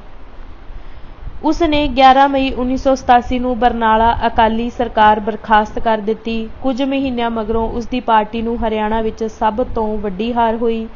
ਉਸ ਦੇ ਹੱਥੋਂ ਪੰਜਾਬ ਤੇ ਹਰਿਆਣਾ ਦੋਵੇਂ ਹੀ ਨਿਕਲ ਗਏ ਤੇ ਉਸ ਦਾ ਸਾਫ਼ ਸੁਥਰੇ ਪ੍ਰਧਾਨ ਮੰਤਰੀ ਦਾ ਬਿੰਬ ਵੀ ਧੁੰਦਲਾ ਹੋ ਗਿਆ। ਕਾਂਡ 24 ਵਿਦੇਸ਼ੀ ਸੰਬੰਧ ਤੇ ਖਾਲਿਸਤਾਨ। ਸਰਕਾਰੀ ਬੁਲਾਰੇ ਤੇ ਭਾਰਤੀ ਸੰਚਾਰ ਮਾਧਿਅਮ ਵਿਦੇਸ਼ੀ ਏਜੰਸੀਆਂ ਉੱਪਰ ਸਿੱਖ ਖਾਲਿਸਤਾਨੀਆਂ ਨੂੰ ਰੁਪਇਆ, ਹਥਿਆਰ, ਸਿਖਲਾਈ ਸਹੂਲਤਾਂ ਤੇ ਸ਼ਰਨ ਦੇ ਕੇ ਭਾਰਤ ਨੂੰ ਅਸਥਿਰ ਕਰਨ ਦੇ ਦੋਸ਼ ਲਾਉਂਦੇ ਰਹੇ ਹਨ। ਜਿਨ੍ਹਾਂ ਦੋ ਏਜੰਸੀਆਂ ਦਾ ਨਾਮ ਵਧੇਰੇ ਲਿਆ ਜਾਂਦਾ ਸੀ ਉਨ੍ਹਾਂ ਵਿੱਚ ਅਮਰੀਕਾ ਦੀ CIA ਤੇ ਪਾਕਿਸਤਾਨ ਸ਼ਾਮਿਲ ਸਨ। ਭਾਵੇਂ ਹੁਣ ਤੱਕ ਕਿਸੇ ਵਿਦੇਸ਼ੀ ਸਰਕਾਰ ਦੀ ਸ਼ਮੂਲੀਅਤ ਦਾ ਕੋਈ ਪ੍ਰਮਾਣ ਨਹੀਂ ਦਿੱਤਾ ਗਿਆ ਸੀ, ਪਰ ਭਾਰਤ ਸਰਕਾਰ ਨੇ ਪਾਕਿਸਤਾਨ ਸਰਕਾਰ ਨੂੰ ਗ੍ਰਿਫਤਾਰ ਕੀਤੇ ਗਏ ਸਿੱਖ ਖਾਲਿਸਤਾਨੀਆਂ ਨੂੰ ਰੂਬਰੂ ਕਰ ਦਿੱਤਾ ਸੀ, ਜੋ ਪਾਕਿਸਤਾਨ ਵਿੱਚ ਉਹਨਾਂ ਏਜੰਸੀਆਂ ਦਾ ਹੋਣਾ ਸਿੱਧ ਕਰਦੇ ਸਨ ਜੋ ਉਹਨਾਂ ਨੂੰ ਸ਼ਰਨ ਦਿੰਦੀਆਂ ਸਨ, ਨਵੇਂ ਰੰਗਰੂਟਾਂ ਨੂੰ ਸਿਖਲਾਈ ਤੇ ਵਿਸ਼ੇਸ਼ ਪ੍ਰਕਾਰ ਦੀ ਸਿੱਖਿਆ ਦਿੰਦੀਆਂ ਸਨ, ਉਹਨਾਂ ਲਈ ਹਥਿਆਰ ਖਰੀਦ ਕੇ ਭਾਰਤ ਵਿੱਚ ਚੋਰੀ ਭੇਜਦੀਆਂ ਸਨ।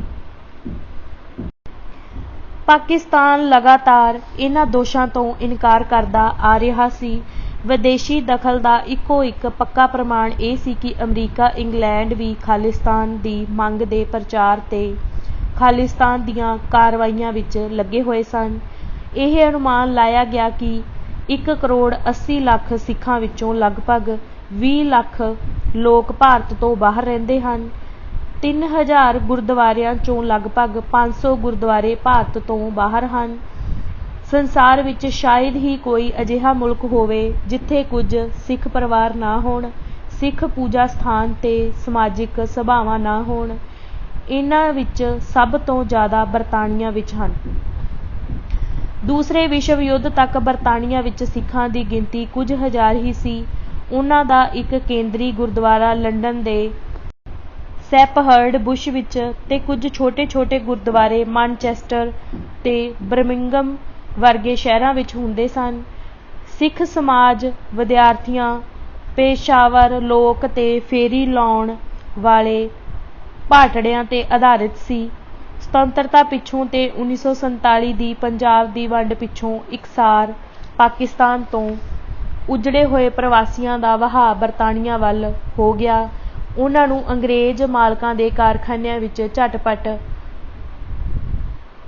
ਮੁਲਾਜ਼ਮਤ ਮਿਲ ਗਈ, ਜਿੱਥੇ ਉਸ ਸਮੇਂ ਅਰਧ ਸਿੱਖਿਅਤ ਕਾਮਿਆਂ ਦੀ ਅਤਿਅੰਤ ਘਾਟ ਸੀ। ਉਹਨਾਂ ਮਗਰੋਂ ਬਰਤਾਨੀਆ ਦੇ ਕਦੇ ਅਧੀਨ ਰਹੇ ਮੁਲਕਾਂ ਕੇਨੀਆ, ਯੁਗਾਂਡਾ ਤੇ ਪੂਰਬੀ ਅਫਰੀਕਾ ਦੇ ਲੋਕ ਮੁਲਕਾਂ ਤੋਂ ਸਿੱਖ ਆਉਣੇ ਸ਼ੁਰੂ ਹੋ ਗਏ। ਸਿੱਖ ਪ੍ਰਵਾਸੀਆਂ ਦਾ ਆਖਰੀ ਜੱਥਾ ਨੀਲਾ ਤਾਰਾ ਸਾਕਾ ਤੇ ਸ਼੍ਰੀਮਤੀ ਗਾਂਧੀ ਦੇ ਕਤਲ ਪਿੱਛੋਂ 1984 ਦੀ ਪਤਝੜ ਰੁੱਤ ਵਿੱਚ ਆਇਆ। ਭਾਵੇਂ ਗਿਣਤੀ ਪੱਖੋਂ ਇਹ ਟੋਲੀ ਛੋਟੀ ਸੀ, ਪਰ ਇਹ ਧਾਰਮਿਕ ਤੌਰ ਤੇ ਕੱਟੜ ਤੇ ਮੂਲਵਾਦੀ ਹੋਣ ਕਾਰਨ ਭਾਰਤ ਸਰਕਾਰ ਦੀ ਸਖਤ ਵਿਰੋਧੀ ਸੀ। ਸਿੱਖ ਫਿਰਕੇ ਦੀ ਹੁਣ ਇੰਗਲੈਂਡ ਵਿੱਚ ਗਿਣਤੀ ਦਾ ਅੰਦਾਜ਼ਾ 3 ਲੱਖ ਲਾਇਆ ਜਾਂਦਾ ਹੈ। ਇੱਥੋਂ ਦੇ 145 ਗੁਰਦੁਆਰੇ ਵਧੇਰੇ ਕਰਕੇ ਖਾਲਿਸਤਾਨੀਆਂ ਦੇ ਪ੍ਰਬੰਧ ਅਧੀਨ ਹਨ। ਪਹਿਲੇ ਕਾਂਡ ਵਿੱਚ ਅਸੀਂ ਕੈਨੇਡਾ ਤੇ USA ਵਿੱਚ ਸਿੱਖ ਸੰਗਠਨਾਂ ਦਾ ਜ਼ਿਕਰ ਕੀਤਾ ਹੈ। ਦੂਸਰੇ ਵਿਸ਼ਵ ਯੁੱਧ ਵਿੱਚ ਦੋਹਾਂ ਹੀ ਮੁਲਕਾਂ ਵਿੱਚ ਸਿੱਖਾਂ ਦੀ ਵਸੋਂ 10,000 ਤੱਕ ਹੀ ਸੀ। 1985 ਤੱਕ ਇਹ ਅਨੁਮਾਨ ਲਾਇਆ ਗਿਆ ਸੀ ਕਿ ਉਹਨਾਂ ਦੀ ਗਿਣਤੀ 1,20,000 ਤੋਂ ਲੈ ਕੇ 2 ਲੱਖ ਤੱਕ ਕੈਨੇਡਾ ਵਿੱਚ 1.25 ਲੱਖ ਅਮਰੀਕਾ ਵਿੱਚ ਹੈ। ਕੈਨੇਡਾ ਵਿੱਚ ਗੁਰਦੁਆਰਿਆਂ ਦੀ ਗਿਣਤੀ 125 ਹੈ ਤੇ ਸੰਯੁਕਤ ਰਾਜ ਵਿੱਚ ਇਹ ਗਿਣਤੀ 90 ਹੈ ਤੇ ਇੰਗਲੈਂਡ ਵਾਂਗ ਇਹਨਾਂ ਮੁਲਕਾਂ ਵਿੱਚ ਵੀ ਇਹ ਵਧੇਰੇ ਕਰਕੇ ਖਾਲਿਸਤਾਨੀਆਂ ਦੇ ਪ੍ਰਬੰਧ ਅਧੀਨ ਹਨ। 1984 ਤੱਕ ਵਿਦੇਸ਼ੀ ਸਿੱਖ ਸੰਗਠਨਾਂ ਦੀਆਂ ਗਤੀਵਿਧੀਆਂ ਥੋੜ੍ਹੇ ਸਮੇਂ ਲਈ ਵਧੇਰੇ ਕਰਕੇ ਸਥਾਨਿਕ ਗੁਰਦੁਆਰਿਆਂ ਦੇ ਮਾਮਲਿਆਂ ਤੱਕ ਹੀ ਸੀਮਿਤ ਰਹੀਆਂ। ਭਾਰਤੀ ਸੈਨਾ ਤੋਂ ਦਰਬਾਰ ਸਾਹਿਬ ਤੇ ਹਮਲਾ ਕਰਨ ਪਿੱਛੋਂ ਉਹਨਾਂ ਦੇ ਦ੍ਰਿਸ਼ਟੀਕੋਣ ਵਿੱਚ ਪੂਰੀ ਤਰ੍ਹਾਂ ਪਰਿਵਰਤਨ ਆ ਗਿਆ। ਵਧੇਰੇ ਕੱਟੜ ਤੇ ਪਰੰਪਰਾਵਾਦੀ ਤੇ ਰਾਜਨੀਤੀ ਤੋਂ ਪ੍ਰੇਰਿਤ ਨਵੇਂ ਆਉਣ ਵਾਲਿਆਂ ਨੇ ਉਦਾਰਵਾਦੀਆਂ ਦੇ ਵਾਲ ਕਟਿਆਂ ਤੋਂ ਗੁਰਦੁਆਰਿਆਂ ਦਾ ਪ੍ਰਬੰਧ ਲੈ ਕੇ ਉਹਨਾਂ ਨੂੰ ਸਰਕਾਰ ਦੇ ਵਿਰੁੱਧ ਪ੍ਰਚਾਰ ਦਾ ਅਖਾੜਾ ਬਣਾ ਦਿੱਤਾ ਹੈ। ਖਾਲਿਸਤਾਨ ਦਾ ਪ੍ਰਚਾਰ ਕਰਨ ਲਈ ਤੇ ਭਾਰਤ ਵਿੱਚ ਖਾਲਿਸਤਾਨ ਦੀ ਸਹਾਇਤਾ ਕਰਨ ਲਈ ਬਹੁਤ ਸਾਰੀਆਂ ਸੰਸਥਾਵਾਂ ਕਾਇਮ ਹੋ ਗਈਆਂ। ਕੈਂਪਾਂ ਦਾ ਆਯੋਜਨ ਕੀਤਾ ਗਿਆ ਤੇ ਗੁਰੀਲਾ ਯੁੱਧ ਵਿੱਚ ਸਿਖਲਾਈ ਦੇਣ ਲਈ ਭਾੜੇ ਦੇ ਸਿਪਾਹੀ ਰੱਖੇ ਗਏ। ਲਗਭਗ ਪੰਜਾਬ ਵਿੱਚ ਹਰ ਖਾਲਿਸਤਾਨੀ ਜਥੇਬੰਦੀ ਦੀ ਇੰਗਲੈਂਡ, ਕੈਨੇਡਾ ਤੇ ਸੰਯੁਕਤ ਰਾਜ ਵਿੱਚ ਸਮਾਨਾਂਤਰ ਸੰਸਥਾ ਸੀ।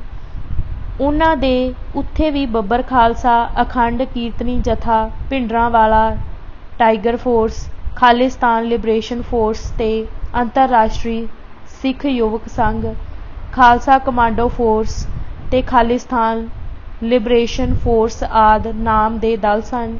ਗੁਰਦੁਆਰਿਆਂ ਵਿੱਚ ਬਕਾਇਦਗੀ ਨਾਲ ਭਾਰਤ ਵਿੱਚ ਆਪਣੀਆਂ ਮੂਲ ਸੰਸਥਾਵਾਂ ਨੂੰ ਭੇਜਣ ਲਈ ਪੈਸੇ ਇਕੱਠੇ ਕੀਤੇ ਜਾਂਦੇ ਸਨ। ਇਹਨਾਂ ਤਿੰਨਾਂ ਹੀ ਮੁਲਕਾਂ ਵਿੱਚ ਕਈ ਹਿੰਸਕ ਕਾਰਵਾਈਆਂ ਵੀ ਕੀਤੀਆਂ ਗਈਆਂ। ਜਦੋਂ ਨੀਲਾ ਤਾਰਾ ਸਾਕਾ ਤੇ ਨਵੰਬਰ 1984 ਵਿੱਚ ਸਿੱਖਾਂ ਦੇ ਕਤਲਾਮ ਦਾ ਗੁੱਸਾ ਕੁਝ ਘੱਟ ਹੋਇਆ ਤਾਂ ਇਹ ਸੰਸਥਾਵਾਂ ਕਈ ਧੜਿਆਂ ਵਿੱਚ ਵੰਡੀਆਂ ਗਈਆਂ। ਪੁਲਿਸ ਤੇ ਗੁਪਤਚਰ ਸੰਸਥਾਵਾਂ ਇਹਨਾਂ ਵਿੱਚ ਘੁਸਪੈਠ ਕਰਨ ਤੇ ਉਹਨਾਂ ਦੀਆਂ ਕਾਰਵਾਈਆਂ ਖਤਮ ਕਰਨ ਵਿੱਚ ਸਫਲ ਹੋਈਆਂ। ਬਹੁਤ ਸਾਰੀਆਂ ਵਿਦੇਸ਼ੀ ਸਿੱਖ ਸੰਸਥਾਵਾਂ ਦੀ ਹੋਂਦ ਨਾ ਮਾਤਰ ਹੀ ਹੈ। ਉਹਨਾਂ ਦੇ ਨਾਮ ਦੀਆਂ ਕਾਪੀਆਂ ਤੇ ਪੱਤਰ ਵਿਹਾਰ ਲਈ ਪੈਡ ਛਪੇ ਹਨ, ਪਰ ਉਹਨਾਂ ਦੇ ਮੈਂਬਰਾਂ ਦੀ ਭਰਤੀ ਬਹੁਤ ਹੀ ਥੋੜ੍ਹੀ ਹੈ ਤੇ ਆਮ ਤੌਰ ਤੇ ਉਹ ਬਾਨੀ ਪ੍ਰਧਾਨਾਂ ਦੇ ਘਰ ਵਿੱਚ ਹੀ ਸਥਿਤ ਹਨ। ਐਸੀਆਂ ਸੰਸਥਾਵਾਂ ਗੰਗਾ ਸਿੰਘ ਢਿੱਲੋਂ ਦੀ ਨਨਕਾਣਾ ਸਾਹਿਬ ਫਾਊਂਡੇਸ਼ਨ ਤੇ ਸਿੱਖ ਕਾਮਨਵੈਲਥ ਫਾਊਂਡੇਸ਼ਨ,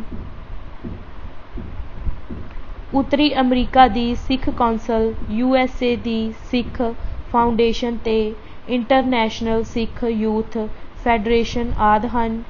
ਕੁਝ ਮਹੱਤਵ ਵਾਲੀ ਸੰਸਥਾ ਵਿਸ਼ਵ ਸਿੱਖ ਸੰਸਥਾ ਹੈ ਜੋ 27 ਜੁਲਾਈ 1984 ਨੂੰ ਨਿਊਯਾਰਕ ਵਿੱਚ ਕਾਇਮ ਕੀਤੀ ਗਈ।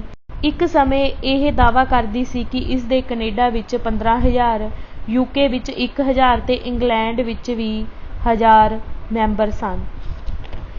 ਇਹ ਸੰਸਥਾ ਤਾਂ ਹੀ ਕਾਇਮ ਰਹੀ ਕਿਉਂਕਿ ਇਸ ਨੂੰ ਯੂਬਾ ਸਿਟੀ ਦੇ ਦੀਦਾਰ ਸਿੰਘ ਬੈਂਸ ਵਰਗੇ ਕੁਝ ਅਮੀਰ ਸਿੱਖਾਂ ਵੱਲੋਂ ਮਾਇਕ ਸਹਾਇਤਾ ਮਿਲਦੀ ਸੀ। ਕਿਸੇ ਸਮੇਂ retired major general Jaswant Singh Bhullar ਇਸ ਦਾ ਜਨਰਲ ਸਕੱਤਰ ਰਿਹਾ ਸੀ। ਜਦੋਂ ਉਸ ਨੂੰ ਇਸ ਪਦਵੀ ਤੋਂ ਹਟਾ ਦਿੱਤਾ ਗਿਆ, ਇਹ ਸੰਸਥਾ ਵੀ ਸਰਗਰਮ ਨਾ ਰਹੀ। ਉੱਤਰੀ ਅਮਰੀਕਾ ਦੀਆਂ ਖਾਲਿਸਤਾਨੀਆਂ ਦੀਆਂ ਸੰਸਥਾਵਾਂ ਵਿੱਚੋਂ ਇੱਕੋ ਇੱਕ ਇੰਟਰਨੈਸ਼ਨਲ ਸਿੱਖ ਸੰਸਥਾ ਹੀ ਰਹਿ ਗਈ ਹੈ, ਜਿਸ ਦੇ 150 ਮੈਂਬਰ ਹਨ। ਇੱਕ ਉੱਘਾ ਆਣਵਿਕ ਜੀਵ ਵਿਗਿਆਨੀ ਗੁਰਮੀਤ ਸਿੰਘ ਔਲਖ ਇਸਦਾ ਤੇ ਕੌਂਸਲ ਆਫ ਖਾਲਿਸਤਾਨ ਦਾ ਪ੍ਰਧਾਨ ਹੈ। ਉਹ ਹੀ ਇੱਕੋ ਇੱਕ ਯੋਗਤਾ ਤੇ ਹੈਸੀਅਤ ਦਾ ਮਾਲਕ ਹੈ ਜੋ ਅਮਰੀਕਾ ਕਾਂਗਰਸ ਦੇ ਮੈਂਬਰਾਂ ਤੇ ਸੈਨੇਟ ਦੇ ਮੈਂਬਰਾਂ ਨਾਲ ਸੰਪਰਕ ਰੱਖਦਾ ਹੈ ਤੇ ਕਦੇ-ਕਦੇ ਭਾਰਤ ਵਿੱਚ ਮਨੁੱਖੀ ਹੱਕਾਂ ਦੀ ਉਲੰਘਣਾ ਬਾਰੇ ਪ੍ਰਚਾਰ ਸਮੱਗਰੀ ਜਾਰੀ ਕਰਦਾ ਰਹਿੰਦਾ ਹੈ। ਖਾਲਿਸਤਾਨ ਬਾਰੇ ਲਹਿਰ ਖੜੋਤ ਦਾ ਸ਼ਿਕਾਰ ਹੈ। ਇਹ ਸਤੰਬਰ 1971 ਵਿੱਚ ਲੰਡਨ ਵਿੱਚ ਜਗਜੀਤ ਸਿੰਘ ਚੌਹਾਨ ਦੇ ਅਖਬਾਰੀ ਬਿਆਨ ਨਾਲ ਸ਼ੁਰੂ ਕੀਤੀ ਗਈ ਸੀ। ਇੱਕ ਮਹੀਨਾ ਮਗਰੋਂ 13 ਅਕਤੂਬਰ 1971 ਨੂੰ ਨਿਊਯਾਰਕ ਟਾਈਮਜ਼ ਵਿੱਚ ਖਾਲਿਸਤਾਨ ਦੀ ਸਥਾਪਨਾ ਦਾ ਐਲਾਨ ਕਰ ਦਿੱਤਾ ਗਿਆ। ਚੌਹਾਨ ਨੇ ਆਪਣੇ ਆਪ ਨੂੰ ਖਾਲਿਸਤਾਨ ਨੈਸ਼ਨਲ ਕੌਂਸਲ ਦਾ ਪ੍ਰਧਾਨ ਤੇ ਬਲਵੀਰ ਸਿੰਘ ਸੰਧੂ ਨੂੰ ਇਸ ਦਾ ਸਕੱਤਰ ਚੁਣੇ ਜਾਣ ਦਾ ਐਲਾਨ ਕਰ ਦਿੱਤਾ। ਉਸਨੇ ਆਪਣੇ ਮੰਤਰੀ ਮੰਡਲ ਦੀ ਮੰਤਰੀ ਤੇ ਵਿਦੇਸ਼ਾਂ ਵਿੱਚ ਰਾਜਦੂਤ ਦੀ ਨਿਯੁਕਤੀ ਕਰਨ ਲਈ ਕਾਰਵਾਈ ਸ਼ੁਰੂ ਕਰ ਦਿੱਤੀ। 1988 ਤੱਕ ਇੱਕੋ ਇੱਕ ਮੁਲਕ ਜਿਸ ਨੇ ਦੂਤਾਵਾਸ ਖੋਲ੍ਹਣ ਲਈ ਉਹਦੀ ਬੇਨਤੀ ਪ੍ਰਵਾਨ ਕੀਤੀ ਉਹ ਏਕਵਾਡੋਰ ਹੀ ਸੀ। ਇਸ ਸਾਲ ਵੀ ਕੈਨੇਡਾ ਵਿੱਚ ਉਹਦੇ ਸਮਰਥਕ ਖਾਲਿਸਤਾਨੀ ਪਾਸਪੋਰਟ ਸਿੱਕੇ ਡਾਕ ਟਿਕਟਾਂ ਰਾਹੀਂ ਜਾਰੀ ਕਰਨ ਤੋਂ ਨਾ ਰੁਕੇ, ਜੋ ਹੁਣ ਸੰਗ੍ਰਹਿਾਂ ਲਈ ਵਸਤੂਆਂ ਬਣ ਗਈਆਂ ਹਨ।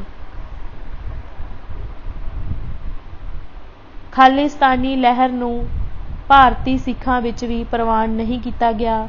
इस नारे ਦਾ ਆਲ ਇੰਡੀਆ ਸਿੱਖ ਸਟੂਡੈਂਟਸ ਫੈਡਰੇਸ਼ਨ ਦੇ ਹੋਛੇ ਤੇ ਬਦਮਾਸ਼ ਟੋਲਿਆਂ ਤੇ ਦਮਦਮੀ ਟਕਸਾਲ ਦੇ ਗ੍ਰੰਥੀਆਂ ਤੇ ਪੁਜਾਰੀਆਂ ਤੋਂ ਬਿਨਾਂ ਕੋਈ ਸਮਰਥਕ ਨਹੀਂ ਸੀ ਜੋ ਕਦੇ-ਕਦੇ ਦਰਬਾਰ ਸਾਹਿਬ ਤੇ ਖਾਲਿਸਤਾਨ ਦਾ ਝੰਡਾ ਲਹਿਰਾ ਕੇ ਨਾਰੇ ਲਾ ਛੱਡਦੇ ਹਨ। ਵਿਦੇਸ਼ੀ ਸਿੱਖਾਂ ਵਿੱਚ ਇਹਦੀ ਮੰਗ ਘਟ ਗਈ ਹੈ। ਮੁੱਠੀ ਭਰ ਲੋਕ ਹੀ ਖਾਲਿਸਤਾਨ ਪੱਖੀ ਤਕਰੀਰਾਂ ਕਰਦੇ ਰਹਿੰਦੇ ਹਨ, ਪਰ ਬਹੁ ਗਿਣਤੀ ਸਿੱਖ ਇਹਨਾਂ ਲੋਕਾਂ ਤੋਂ ਦੂਰ ਹੋ ਗਏ ਹਨ ਤੇ ਉਹ ਗੁਰਦੁਆਰਿਆਂ ਦੀ ਸਿਆਸੀ ਮਨੋਰਥਾਂ ਲਈ ਦੁਰਵਰਤੋਂ ਦਾ ਵਿਰੋਧ ਕਰਦੇ ਹਨ। ਇੱਕ ਖਾਲਸਾ ਪੱਤਰਕਾਰ ਸਤਿੰਦਰ ਸਿੰਘ, ਜਿਸ ਨੇ ਵਿਦੇਸ਼ਾਂ ਵਿੱਚ 1983 ਤੱਕ ਦਾ ਵਿਸਤ੍ਰਿਤ ਤੇ ਵਿਆਪਕ ਅਧਿਐਨ ਕੀਤਾ ਸੀ, ਇਸ ਸਿੱਟੇ ਤੇ ਪਹੁੰਚਿਆ ਕਿ ਇੰਗਲੈਂਡ, ਕੈਨੇਡਾ ਤੇ ਸੰਯੁਕਤ ਰਾਜ ਦੇ ਬਹੁਤ ਸਿੱਖ ਭਾਰਤੀ ਸਰਕਾਰ ਵਿਰੁੱਧ ਐਤਵਾਰ ਵਾਲੇ ਇਕੱਠਾਂ ਵਿੱਚ ਆਪਣੀ ਭੜਾਸ ਕੱਢਦੇ ਰਹਿੰਦੇ ਹਨ ਤੇ ਹੁਣ ਉਹ ਹਫ਼ਤਾਵਾਰੀ ਖਾਲਿਸਤਾਨੀ ਬਣਾ ਕੇ ਰਹਿ ਰਹੇ ਹਨ। ਪੰਜਾਬ ਦੇ ਖਾਲਿਸਤਾਨੀਆਂ ਨੂੰ ਪੈਸੇ ਭੇਜਣੋਂ ਵੀ ਹੁਣ ਬੜੇ ਘਟ ਗਏ ਹਨ। ਸਾਰ ਸੰਖੇਪ। ਸਿੱਖਾਂ ਦਾ 5 ਸਦੀਆਂ ਦਾ ਇਤਿਹਾਸ 2 ਭਾਗਾਂ ਵਿੱਚ ਵੰਡਿਆ ਜਾ ਸਕਦਾ ਹੈ। ਪਹਿਲੇ 300 ਸਾਲ ਦੇ ਇਤਿਹਾਸ ਨੂੰ ਮੋਟੇ ਤੌਰ ਤੇ 100-100 ਸਾਲ ਦੇ 3 ਭਾਗਾਂ ਵਿੱਚ ਤੇ ਦੂਸਰੇ ਭਾਗ ਨੂੰ 50-50 ਸਾਲਾਂ ਦੇ 4 ਭਾਗਾਂ ਵਿੱਚ ਵੰਡਿਆ ਜਾ ਸਕਦਾ ਹੈ। ਗੁਰੂ ਨਾਨਕ ਨੇ ਆਪਣਾ ਧਰਮ ਪ੍ਰਚਾਰ 1500 ਈਸਵੀ ਦੇ ਨੇੜੇ ਜਾ ਕੇ ਸ਼ੁਰੂ ਕੀਤਾ। 100 ਸਾਲ ਤੋਂ ਰਤਾ ਕੁ ਮਗਰੋਂ 1604 ਈਸਵੀ ਵਿੱਚ ਗੁਰੂ ਅਰਜਨ ਦੇਵ ਜੀ ਨੇ ਪਵਿੱਤਰ ਧਰਮ ਗ੍ਰੰਥ ਆਦਿ ਗ੍ਰੰਥ ਦੀ ਸੰਪਾਦਨਾ ਦਾ ਕਾਰਜ ਮੁਕੰਮਲ ਕੀਤਾ ਤੇ ਸਿੱਖਾਂ ਨੂੰ ਉਹਨਾਂ ਦਾ ਆਪਣਾ ਪਵਿੱਤਰ ਸ਼ਹਿਰ ਅੰਮ੍ਰਿਤਸਰ ਦਿੱਤਾ। ਇਹਨਾਂ 100 ਸਾਲਾਂ ਵਿੱਚ ਸਿੱਖ ਧਰਮ, ਦਰਸ਼ਨ ਤੇ ਫਲਸਫੇ ਦਾ ਵਿਕਾਸ ਹੋਇਆ। ਮਗਰੋਂ ਆਉਣ ਵਾਲੇ 100 ਸਾਲਾਂ ਵਿੱਚ ਸਿੱਖ ਨਾਨਕ ਪੰਥੀਆਂ ਦੇ ਸ਼ਾਂਤੀ ਪਸੰਦ ਫਿਰਕੇ ਤੋਂ ਰਾਜਸੀ ਤਾਕਤ ਦੇ ਸੁਪਨੇ ਲੈਣ ਪ੍ਰਤੀ ਸੁਚੇਤ ਹੋ ਗਏ।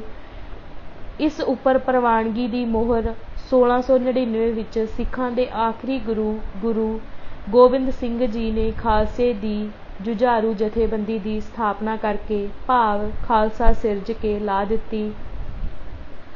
ਉਸ ਤੋਂ ਮਗਰੋਂ ਆਈ ਸਦੀ ਨੇ ਸਿੱਖਾਂ ਦੀ ਇੱਕ ਰਾਜਸੀ ਸ਼ਕਤੀ ਵਜੋਂ ਚੜ੍ਹਤਲ ਵੇਖੀ ਤੇ ਬੰਦਾ ਬਹਾਦਰ ਨੇ ਪੰਜਾਬ ਵਿੱਚ ਮੁਗਲ ਰਾਜ ਨੂੰ ਘਾਤਕ ਸੱਟ ਮਾਰੀ ਤੇ ਉਸ ਮਗਰੋਂ ਦਲ ਖਾਲਸਾ ਦੇ ਲੁਟੇਰੇ ਦਲਾਂ ਨੇ ਆਪਣੀ ਤਾਕਤ ਅਟਕ ਤੋਂ ਗੰਗਾ ਦਰਿਆ ਤੱਕ ਫੈਲਾ ਲਈ। ਇਹਨਾਂ ਜਿੱਤਾਂ ਨੂੰ ਰਣਜੀਤ ਸਿੰਘ ਨੇ 1799 ਵਿੱਚ ਲਾਹੌਰ ਤੇ ਅਧਿਕਾਰ ਕਰਕੇ ਸੰਗਠਿਤ ਕਰ ਲਿਆ ਤੇ ਪੰਜਾਬ ਦਾ ਮਹਾਰਾਜਾ ਹੋਣ ਦਾ ਐਲਾਨ ਕਰ ਦਿੱਤਾ। ਸਿੱਖਾਂ ਦੀ ਸਿਆਸੀ ਸਫਲਤਾ ਦਾ ਸੁਨਹਿਰੀ ਸਮਾਂ ਮਹਾਰਾਜਾ ਰਣਜੀਤ ਸਿੰਘ ਦੇ 40 ਵਰ੍ਹਿਆਂ ਦਾ ਰਾਜ ਹੈ। ਉਸ ਦੀ ਮ੍ਰਿਤਿੂ ਨਾਲ ਸਿੱਖਾਂ ਦਾ ਇੱਕ ਰਾਜਸੀ ਤੇ ਸਮਾਜਿਕ ਸ਼ਕਤੀ ਵਜੋਂ ਵਿਭਾਜਨ ਸ਼ੁਰੂ ਹੋ ਗਿਆ। ਅੰਗਰੇਜ਼ਾਂ ਤੇ ਸਿੱਖਾਂ ਦੇ ਦੋਹਾਂ ਯੁੱਧਾਂ ਵਿੱਚ ਸਿੱਖ ਸੈਨਾਵਾਂ ਹਾਰ ਗਈਆਂ ਤੇ 1849 ਵਿੱਚ ਉਹਨਾਂ ਦੀ ਬਾਦਸ਼ਾਹੀ ਦਾ ਅੰਗਰੇਜ਼ੀ ਰਾਜ ਵਿੱਚ ਇਲਹਾਕ ਹੋ ਗਿਆ। ਪਤਨ ਜੋ ਸ਼ੁਰੂ ਵਿੱਚ ਬਹੁਤਾ ਦਿਖਾਈ ਨਾ ਦਿੱਤਾ, ਉਹ ਅਸਲ ਵਿੱਚ ਉਸ ਸਮੇਂ ਹੀ ਉਹਨਾਂ ਦੇ ਸਮਾਜਿਕ ਪਤਨ ਨਾਲ ਸ਼ੁਰੂ ਹੋ ਗਿਆ ਸੀ, ਕਿਉਂਕਿ ਵੱਡੀ ਗਿਣਤੀ ਵਿੱਚ ਸਿੱਖਾਂ ਨੇ ਬਾਹਰੀ ਭੇਖ ਜਾਂ ਚਿੰਨ੍ਹਾਂ ਦਾੜ੍ਹੀ ਕੇਸ ਨੂੰ ਕਟਾਉਣਾ ਸ਼ੁਰੂ ਕਰ ਦਿੱਤਾ ਸੀ ਤੇ ਉਹ ਸਹਿਜਧਾਰੀ ਬਣ ਗਏ ਸਨ।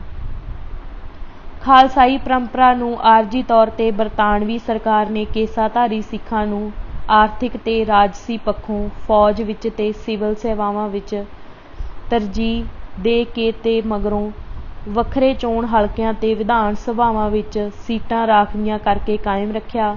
ਇਸ ਨਾਲ ਕੇਸਾਧਾਰੀ ਖਾਲਸੇ ਨੂੰ ਸਹਿਜਧਾਰੀਆਂ ਤੇ ਸਿੱਖ ਧਰਮ ਵਿੱਚ ਵਿਸ਼ਵਾਸ ਰੱਖਣ ਵਾਲੇ ਹਿੰਦੂਆਂ ਤੋਂ ਦੂਰੀ ਰੱਖਣ ਲਈ ਪ੍ਰੇਰਿਆ। ਇਸ ਦੇ ਸਮਾਨਾਂਤਰ ਹੀ ਸਿੱਖ ਰਾਜਸੀ ਸੰਸਥਾਵਾਂ, ਉਹਨਾਂ ਦੇ ਆਗੂਆਂ ਤੇ ਉਹਨਾਂ ਦੀ ਪਹੁੰਚ ਦੀ ਪ੍ਰਕਿਰਤੀ ਤੇ ਸੁਭਾਅ ਵਿੱਚ ਨਿਘਾਰ ਆ ਗਿਆ। 19ਵੀਂ ਸਦੀ ਦੇ ਅੰਤ ਤੋਂ ਲੈ ਕੇ ਪਹਿਲੇ ਵਿਸ਼ਵ ਯੁੱਧ ਤੱਕ ਸਿੱਖਾਂ ਦੀ ਅਗਵਾਈ ਚੀਫ ਖਾਲਸਾ ਦੀਵਾਨ ਦੇ ਹੱਥ ਰਹੀ, ਜਿਸ ਦੀ ਵਾਂਗਡੋਰ ਸਰ ਸੁਰਿੰਦਰ ਸਿੰਘ ਮਜੀਠਾ, ਹਰਬੰਸ ਸਿੰਘ ਅਟਾਰੀ ਤੇ ਹਾਸ਼ੀਏ ਤੇ ਬੈਠੇ ਸਰ ਜੋਗਿੰਦਰ ਸਿੰਘ ਤੇ ਰਾਜਾ ਸਰ ਦਲਜੀਤ ਸਿੰਘ ਜਿਹੇ ਰਹੀਸਾਂ ਦੇ ਹੱਥ ਸੀ। ਜੋ ਚੰਗੇ ਪੜ੍ਹੇ ਲਿਖੇ ਸਨ, ਅੰਗਰੇਜ਼ਾਂ ਦੇ ਵਫਾਦਾਰ ਸਨ ਤੇ ਉਹਨਾਂ ਦਾ ਸੰਵਿਧਾਨਿਕ ਤਰੀਕਿਆਂ ਤੇ ਬਿਨੇ ਪੱਤਰਾਂ ਦੇ ਵਾਲੇ ਢੰਗ ਤਰੀਕਿਆਂ ਤੇ ਭਰੋਸਾ ਸੀ। ਪਹਿਲੇ ਵਿਸ਼ਵ ਯੁੱਧ ਪਿੱਛੋਂ ਚੀਫ ਖਾਲਸਾ ਦੀਵਾਨ ਪਿੱਛੋਂ ਧੱਕ ਦਿੱਤਾ ਗਿਆ ਤੇ ਉਸ ਦੀ ਥਾਂ ਅਕਾਲੀ ਦਲ ਨੇ ਮੰਨ ਲਈ। ਅਕਾਲੀ ਦਲ ਨੂੰ ਪਤਾ ਲੱਗ ਗਿਆ ਕਿ ਵਿਧਾਨ ਸਭਾਵਾਂ ਵਿੱਚ ਮਤੇ ਪਾਸ ਕਰਨ ਤੇ ਹਾਕਮਾਂ ਨੂੰ ਬੇਨਤੀ ਪੱਤਰ ਦੇਣ ਨਾਲੋਂ ਸ਼ਾਸਕਾਂ ਨਾਲ ਸ਼ਾਂਤਮਈ ਨਾ ਮਿਲਵਰਤਨ ਤੇ ਅਹਿੰਸਕ ਅਸਹਿਯੋਗ ਦਾ ਟਕਰਾਓ ਜ਼ਿਆਦਾ ਉਪਯੋਗੀ ਤੇ ਲਾਭਕਾਰੀ ਸੀ। ਇੱਕ ਨਵੀਂ ਨਸਲ ਜੋ ਵਧੇਰੇ ਪੇਂਡੂ ਜਥੇਦਾਰਾਂ ਤੇ ਆਧਾਰਿਤ ਸੀ ਅੱਗੇ ਆ ਗਈ, ਪਰੰਤੂ ਇਹਨਾਂ ਮੁੱਢਲੇ ਵਰ੍ਹਿਆਂ ਵਿੱਚ ਉਹਨਾਂ ਨੇ ਆਪਣੇ ਮਨੋਰਥਾਂ ਲਈ ਸਮਰਪਿਤ ਪੜ੍ਹੇ ਲਿਖੇ ਨੇਤਾਵਾਂ ਦੀ ਅਗਵਾਈ ਕਬੂਲ ਕੀਤੀ। ਬਾਬਾ ਖੜਕ ਸਿੰਘ, ਮਹਿਤਾਬ ਸਿੰਘ ਤੇ ਮਾਸਟਰ ਤਾਰਾ ਸਿੰਘ ਅਜਿਹੇ ਹੀ ਨੇਤਾ ਸਨ। ਉਹਨਾਂ ਨੇ ਸਿਆਸੀ ਤੇ ਸੰਵਿਧਾਨਿਕ ਗੱਲਬਾਤ ਤੇ ਸਮਝੌਤੇ ਦਾ ਕੰਮ ਵੀ ਉੱਜਲ ਸਿੰਘ, ਬੂਟਾ ਸਿੰਘ ਤੇ ਸੰਪੂਰਨ ਸਿੰਘ ਜਿਹੇ ਸੋਝੀਵਾਨ ਤੇ ਅਨੁਭਵੀ ਲੋਕਾਂ ਤੇ ਛੱਡ ਦਿੱਤਾ, ਜਿਨ੍ਹਾਂ ਨੇ ਗੋਲਮੇਜ਼ ਕਾਨਫਰੰਸਾਂ ਸਮੇਂ ਸਿੱਖ ਫਿਰਕੇ ਦੀ ਨੁਮਾਇੰਦਗੀ ਕੀਤੀ। ਸ਼ਕਤੀ ਪਰਿਵਰਤਨ ਸਮੇਂ ਗਿਆਨੀ ਕਰਤਾਰ ਸਿੰਘ ਜਿਹੇ ਚਤੁਰ ਤੇ ਸੁਲਝੇ ਹੋਏ ਵਿਅਕਤੀ ਸਿੱਖਾਂ ਵੱਲੋਂ ਸਮਝੌਤੇ ਲਈ ਗੱਲਬਾਤ ਕਰਦੇ ਸਨ।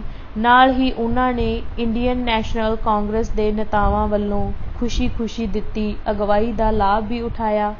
ਇਸ ਨੇ ਬਲਦੇਵ ਸਿੰਘ ਜਿਹੇ ਸਧਾਰਨ ਤੇ ਅਨੁਭਵਹੀਣ ਵਿਅਕਤੀਆਂ ਦੀ ਕਮਜ਼ੋਰੀ ਤੇ ਪਰਦਾ ਪਾ ਦਿੱਤਾ, ਜੋ ਜਵਾਹਰ ਲਾਲ ਨਹਿਰੂ ਨੂੰ ਆਪਣਾ ਮੁਰਸ਼ਦ ਤੇ ਸਲਾਹਕਾਰ ਸਮਝਦਾ ਸੀ।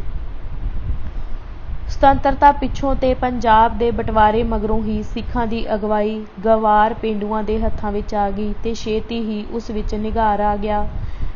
ਸਵਰਨ ਸਿੰਘ, ਪ੍ਰਤਾਪ ਸਿੰਘ ਕੈਰੋਂ ਤੇ ਜੈਲ ਸਿੰਘ ਜਿਹੇ ਯੋਗ ਵਿਅਕਤੀ ਅਕਾਲੀਆਂ ਚੋਂ ਨਿਕਲ ਕੇ ਕਾਂਗਰਸ ਵਿੱਚ ਸ਼ਾਮਿਲ ਹੋ ਗਏ।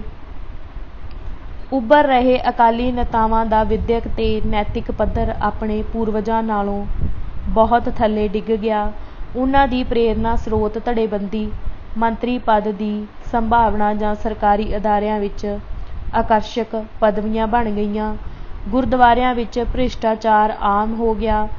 ਰਾਜਸੀ ਮਨੋਰਥਾਂ ਲਈ ਗੁਰਦੁਆਰਿਆਂ ਦੇ ਫੰਡਾਂ ਦੀ ਦੁਰਵਰਤੋਂ ਤੇ ਸ਼੍ਰੋਮਣੀ ਗੁਰਦੁਆਰਾ ਪ੍ਰਬੰਧਕ ਕਮੇਟੀ ਦੀ ਸਰਪ੍ਰਸਤੀ ਨੂੰ ਜਥੇਦਾਰਾਂ, ਗ੍ਰੰਥੀਆਂ, ਰਾਗੀਆਂ, ਸੇਵਾਦਾਰਾਂ, ਵਿਦਿਅਕ ਸੰਸਥਾਵਾਂ ਦੇ ਹਜ਼ਾਰਾਂ ਕਰਮਚਾਰੀਆਂ, ਹਸਪਤਾਲਾਂ ਤੇ ਯਤੀਮਖਾਨਿਆਂ ਦੀਆਂ ਨਿਯੁਕਤੀਆਂ ਵਿੱਚ ਜੋੜ ਤੋੜ ਨੂੰ ਨਿੱਜੀ ਰਾਜਸੀ ਤਾਕਤ ਮਜ਼ਬੂਤ ਕਰਨ ਲਈ ਵਰਤਿਆ ਜਾਣ ਲੱਗਾ। ਸ਼੍ਰੋਮਣੀ ਗੁਰਦੁਆਰਾ ਪ੍ਰਬੰਧਕ ਕਮੇਟੀ ਆਗੂਆਂ ਦੇ ਚਰਿੱਤਰ ਤੇ ਸੁਭਾਅ ਦੀ ਅਧੋਗਤੀ ਦੀ ਇੱਕ ਮਿਸਾਲ ਗੁਰਬਚਨ ਸਿੰਘ ਟੌਹੜਾ ਸੀ, ਜੋ ਬੜਾ ਘੱਟ ਪੜ੍ਹਿਆ ਲਿਖਿਆ ਤੇ ਖੱਬੀ ਵਿਚਾਰਧਾਰਾ ਵਾਲਾ ਵਿਅਕਤੀ ਸੀ ਤੇ ਉਹ ਲਗਾਤਾਰ 16 ਵਾਰ ਸ਼੍ਰੋਮਣੀ ਕਮੇਟੀ ਦਾ ਪ੍ਰਧਾਨ ਚੁਣਿਆ ਗਿਆ ਤੇ ਇਸ ਦੇ ਨਾਲ ਹੀ 2 ਵਾਰ ਲੋਕ ਸਭਾ ਦਾ ਮੈਂਬਰ ਵੀ ਬਣਿਆ, ਜਿੱਥੇ ਉਹ ਘੱਟ ਹੀ ਕਦੇ ਹਾਜ਼ਰ ਰਿਹਾ। ਧਰਮ ਨਿਰਪੇਖ ਰਾਜਨੀਤੀ ਵਿੱਚ ਬਾਦਲ, ਬਲਵੰਤ ਸਿੰਘ ਤੇ ਅਮਰਿੰਦਰ ਸਿੰਘ ਜਿਹੇ ਸਨ, ਜਿਨ੍ਹਾਂ ਦੀ ਮੁੱਖ ਪ੍ਰਤੀਨਿਧਤਾ ਆਪਣੇ ਸੁਆਰਥਾਂ ਨਾਲ ਹੀ ਸੀ। ਬਰਨਾਲੇ ਵਰਗੇ ਸਾਊ ਸਿਆਸਤਦਾਨ ਗੂਠੇ ਲਾ ਦਿੱਤੇ ਗਏ। ਹੌਲੀ ਜਥੇਦਾਰਾਂ, ਮੁੱਖ ਗ੍ਰੰਥੀਆਂ, ਰਾਗੀਆਂ ਨੇ ਮਹਿਸੂਸ ਕੀਤਾ ਕਿ ਉਹਨਾਂ ਦੀ ਤਾਂ ਕਿਸੇ ਨੇ ਕੋਈ ਪਰਵਾਹ ਹੀ ਨਹੀਂ ਕੀਤੀ ਤੇ ਉਹਨਾਂ ਨੇ ਵੀ ਗੁਰਦੁਆਰਿਆਂ ਦੀ ਮਾਇਆ ਨੂੰ ਜੱਫਾ ਮਾਰਨ ਦਾ ਦਾਅਵਾ ਕਰ ਦਿੱਤਾ ਤੇ ਉਹਨਾਂ ਦੀ ਆਵਾਜ਼ ਵੀ ਸਿੱਖ ਰਾਜਨੀਤੀ ਵਿੱਚ ਸੁਣਾਈ ਦੇਣ ਲੱਗੀ। ਇਸ ਤਰ੍ਹਾਂ ਚੁਣੀ ਹੋਈ ਸ਼੍ਰੋਮਣੀ ਗੁਰਦੁਆਰਾ ਪ੍ਰਬੰਧਕ ਕਮੇਟੀ ਨੇ ਆਪਣੇ ਮਨੋਨੀਤ ਧਰਮ ਪ੍ਰਚਾਰਕਾਂ ਤੇ ਜਥੇਦਾਰਾਂ ਨੂੰ ਤਾਕਤ ਸੌਂਪ ਦਿੱਤੀ। ਇਸ ਤਰ੍ਹਾਂ ਸ਼ਬਦ ਕੀਰਤਨ ਕਰਨ ਵਾਲਾ ਦਰਸ਼ਨ ਸਿੰਘ ਰਾਗੀ ਅਕਾਲ ਤਖ਼ਤ ਦੇ ਜਥੇਦਾਰ ਦੀ ਪਦਵੀ ਤੇ ਸੁਸ਼ੋਭਿਤ ਕਰ ਦਿੱਤਾ ਗਿਆ ਤੇ ਇਸ ਤਰ੍ਹਾਂ ਉਹ ਵੀ ਥੋੜ੍ਹੇ ਜਿਹੇ ਸਮੇਂ ਲਈ ਪੰਥ ਦੀ ਕਿਸਮਤ ਦਾ ਸੂਤਰਧਾਰ ਬਣ ਗਿਆ। ਅੱਗੋਂ ਜਥੇਦਾਰਾਂ ਹੱਥੋਂ AISSF ਤੇ ਦਮਦਮੀ ਟਕਸਾਲ ਦੇ ਮਨੋਨੀਤ ਛੋਕਰਿਆਂ ਨੇ ਤਾਕਤ ਹਥਿਆ ਲਈ, ਜਿਹੜੇ ਭਿੰਡਰਾਂਵਾਲੇ ਦੇ ਖਾਲਿਸਤਾਨ ਦੀ ਵਿਚਾਰਧਾਰਾ ਵਿੱਚ ਪਲੇ ਤੇ ਪ੍ਰਵਾਨ ਚੜ੍ਹੇ ਸਨ। ਇਹ ਉਹ ਹੀ ਸਨ ਜਿਨ੍ਹਾਂ ਦੀ ਤੂਤੀ ਬੋਲਦੀ ਸੀ। ਸਿੱਖਾਂ ਦਾ ਸਵੈ ਚਰਿੱਤਰ ਅਸਲੀਅਤ ਨਾਲ ਬੜਾ ਘੱਟ ਮੇਲ ਖਾਂਦਾ ਹੈ। ਸਿੱਖਾਂ ਦੇ ਉਤਸ਼ਾਹ ਤੇ ਉਦਮੀ ਸੁਭਾਅ, ਜਿਸਨੇ ਉਹਨਾਂ ਨੂੰ ਭਾਰਤ ਦਾ ਅਮੀਰ ਤੇ ਅਗਾਂਹਵਧੂ ਸੰਗਠਨ ਬਣਾਇਆ ਸੀ, ਹੁਣ ਇੱਕ ਫੋਕਾ, ਅਡੰਬਰ ਤੇ ਸ਼ੇਖੀ ਬਣ ਕੇ ਰਹਿ ਗਿਆ ਹੈ। ਧਾਰਮਿਕ ਜੀਵਨ ਨਿਰਾਰਥਕ ਕਰਮ ਕਾਂਡਾਂ ਤੇ ਪਹਾੜੇ ਦੇ ਗ੍ਰੰਥੀਆਂ ਵੱਲੋਂ ਕੀਤੇ ਅਖੰਡ ਪਾਠਾਂ ਤੱਕ ਸੀਮਿਤ ਹੋ ਗਿਆ ਹੈ। ਗ੍ਰੰਥ ਵਿਚਲੇ ਫਲਸਫੇ ਨੂੰ ਸਮਝਣ ਤੇ ਇਸ ਦੇ ਸ਼ਬਦਾਂ ਦਾ ਅਧਿਐਨ ਕਰਨ ਦੀ ਥਾਂ ਗ੍ਰੰਥ ਦੀ ਪੂਜਾ ਤੱਕ ਸੀਮਿਤ ਹੋ ਗਿਆ ਹੈ, ਜਿਵੇਂ ਇਹ ਵੀ ਕੋਈ ਮੂਰਤੀ ਹੋਵੇ। ਤੇ ਪੇਸ਼ਾਵਰ ਰਾਗੀਆਂ ਵੀ ਫਿਲਮਾਂ ਵਿੱਚ ਪਿੱਠ ਭੂਮੀ ਦੇ ਗਾਇਕਾਂ ਵਾਂਗੂ ਕੀਰਤਨ ਕਰਨ ਲਈ ਭਾਰੀਆਂ ਭਾਰੀਆਂ ਫੀਸਾਂ ਮੰਗ ਕੇ ਦਿਨ ਦੂਣੇ ਵਧ ਰਹੇ ਹਨ।